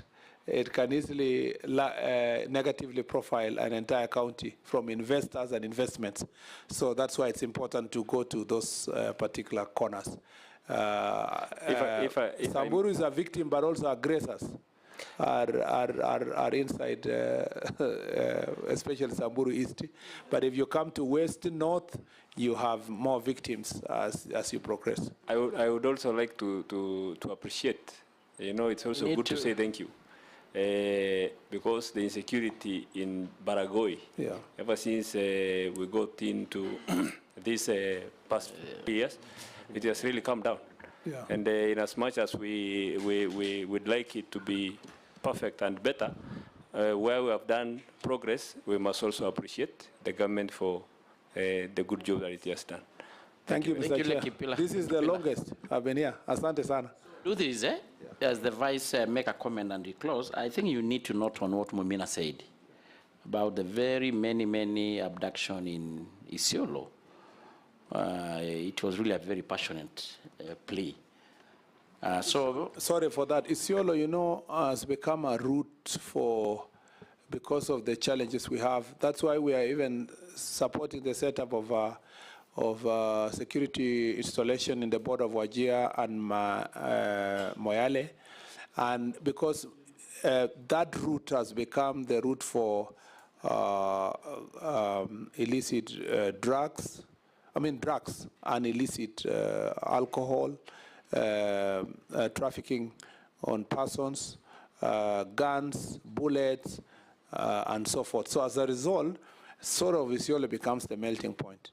So sometimes when you want to accuse the police of abductions, you never know these highly trained criminal characters, what they are capable of doing. But all of it will be investigated. I do not want to exonerate anybody, whether the police or the criminals. And that's why you see the continuous operation in that area. And we will continue staying at it until we salvage Isiolo. That was the chair mentioned the unpleasant experience for the Speaker of the National Assembly. And remember when the president was there as well. Young people shouting there, intoxicated and so forth. Yeah, well, people. I'm not saying that the police took them. I'm saying they're being abducted by policemen. I know. Yes. No, now you will help us by recording. Yeah, they are the ones doing it. You know them. Not that I know of. I just need to say that I don't know any police officers, Mheshimiwa. What I was trying to say is that because of that route being for serious criminals, you never know some of the criminals who may be the ones who are abducting others. And so the investigation will be done. And if it's a police officer, I will not block them from facing justice. And we need the support of the community to record statements on the same. Asanteni sana. Maybe a comment with us? Thank you very much, Chairman. Waziri, thank you very much for your responses. I think as a committee or as people's representatives, we don't take it for granted what you do and the men and women in uniform. Only 3 issues, and I don't expect an answer. First is the issue of gangs, goons, that is inundating urban areas and peri-urban. I think going forward, we need to look at policing. Policing is dynamic, whether we need special police units to handle those cases.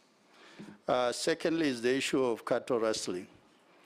And also insecurity, particularly in the ASALs. Big footprint operation may not be necessary, but surgical, targeted, intelligence-led operation will really save the government a lot of money.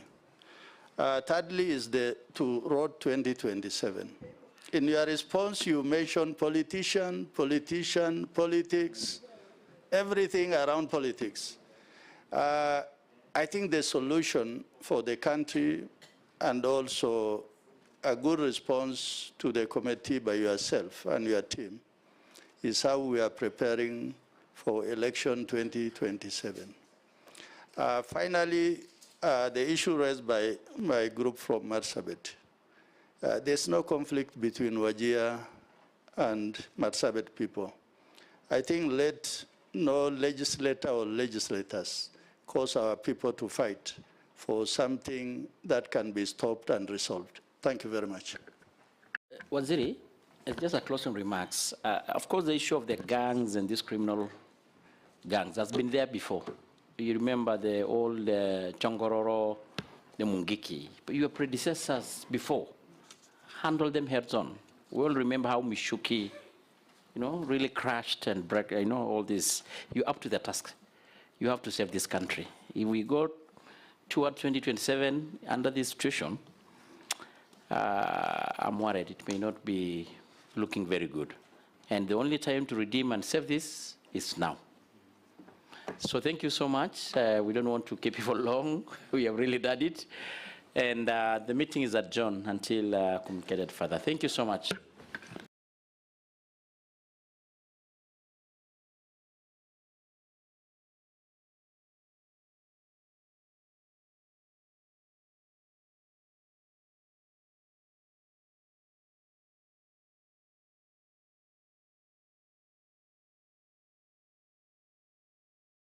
Our international partners. In that regard, therefore, allow me then to welcome from the Danish Refugee Council, Mr. Simon Zioka, who is the country director. A round of applause as he comes.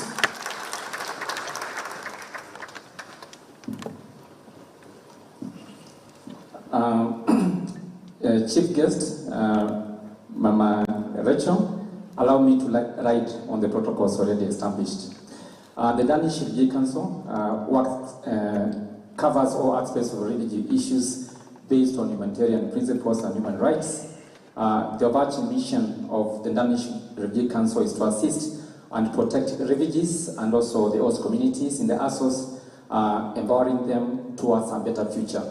We strive to provide sustainable solutions for refugees, displaced people around the country, and also the host communities with the objective of enabling them live dignified lives.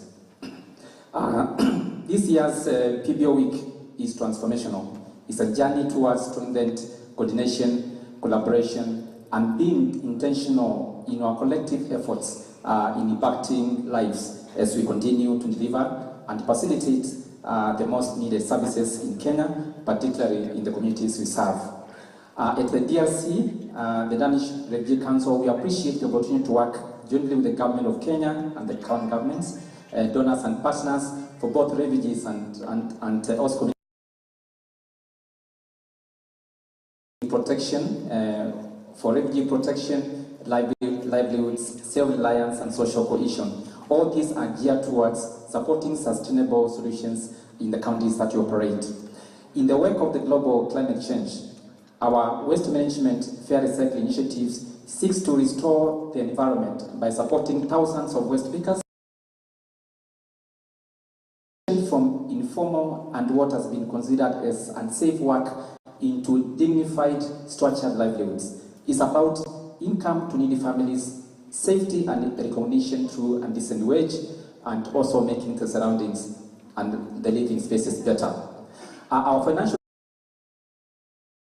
refugees and those communities, I want to say that the power of collaboration is critical. Strong partnerships between the government of Kenya and communities are sustainable solutions. This is the spirit of the Shelter Plan, and 70 years since our global services in delivery of humanitarian and services in Kenya, in countries like Kenya, and we reaffirm our commitment to stand with Kenya in building inclusive systems that protect lives and together ensure no one is left behind. Thank you so much. May God bless you. Asanteni sana. Is a question of where do we bring the collaborative efforts of government as well as the public benefit organization space. And in that regard, I'm happy when you talk about inclusivity, because that seems to be the whether financial, whether representation, and what have you. And in that regard, there are Manyoito Pastoralist Integrated, which is represented by the head of program strategy and partnership, and I had gotten the name, whatever the name wrong, Anne Samante. Karibu. A round of applause as she addresses us.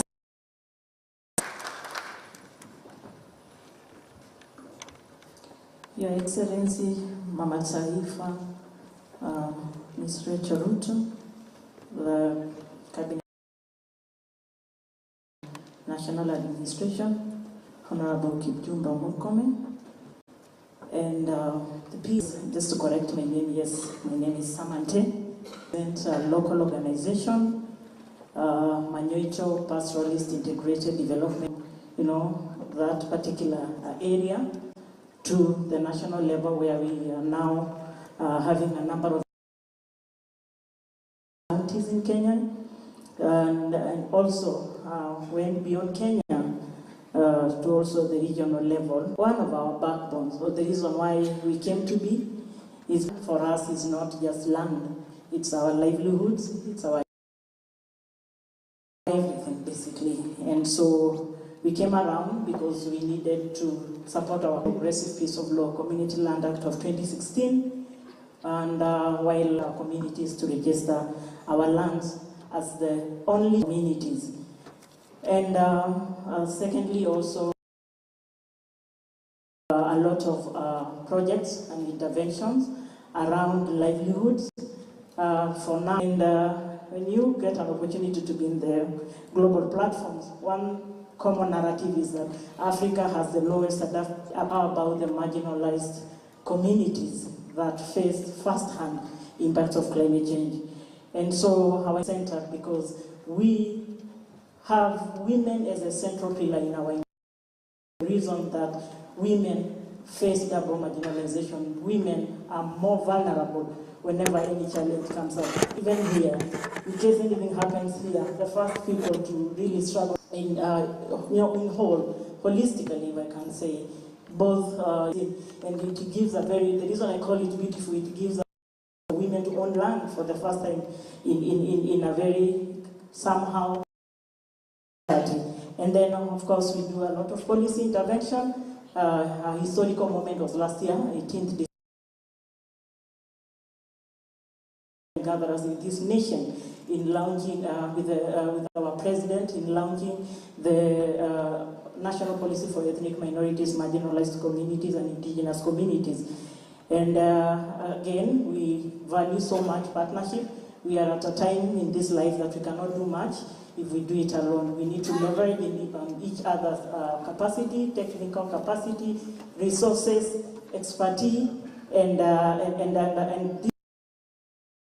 with government, with groups that now we can sit together and pave and try to think together on addressing a number of issues that would have taken. We thank the authority, the regulator, for bringing us together today. Thank you.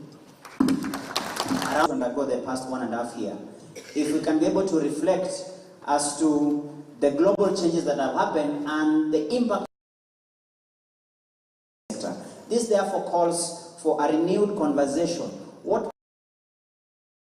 so that the entire sector is self-sustainable. Financing becomes a key consideration, and that's why part of the successes today the regulator will be celebrating is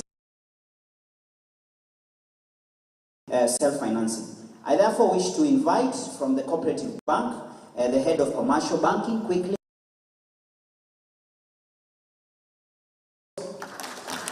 Thank you. Your Excellency, the First Lady of the Republic, Cabinet Secretary, Minister of Interior and National Administration, Murkomen, the Chair, Bora, the CEO, good morning. Let me start by saying that we are honored to have you, Your Excellency, grace this occasion, and we also wish to applaud you for the good work that you continue to do as you inspire the nation in your tireless efforts in empowering women and children while promoting economic transformation. To be associated with you. As we kick off this PPO week today, we stand at the threshold of a new dawn. This week is not just a celebration, but it's a powerful call to celebrate impact, connect voices, as well as collaborate for transformation under the visionary framework. We are proud to walk with you this journey and are committed. For decades, I must say that PBO has been at the front of driving meaningful change across Kenya while complementing in various sectors, including education, health, and even environmental, and even youth and women. Today, through our strategic partnership with PBO, we are deepening these ties to ensure a sustainable community transformation.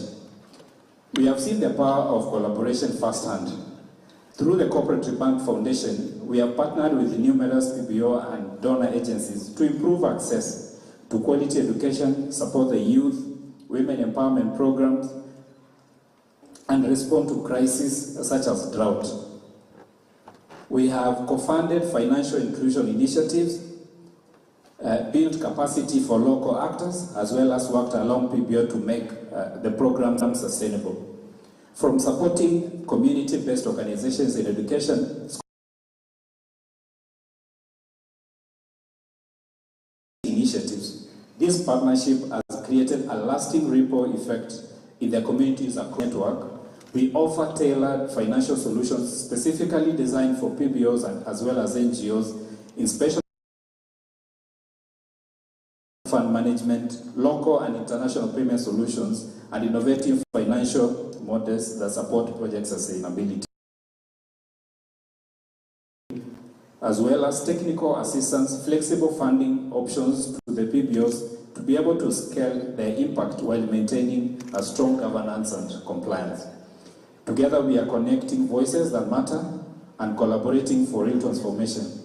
Let this PBO week ignite even stronger partnerships, where the private sector, the regulators, the PBO unite to build a more inclusive, resilient, and prosperous Kenya. Asanteni sana, and God bless. So thank you very much. Apart from financial accountability, I think one of the expectations as we have and mark this Public Benefit Organization Week is the expectation from the there will be an expectation that regulation would be two-way. There will be self-regulation as well as the place of government. And that can only happen if you have good both from ISPAC, the Director of Professional Standards and Sustainability, and their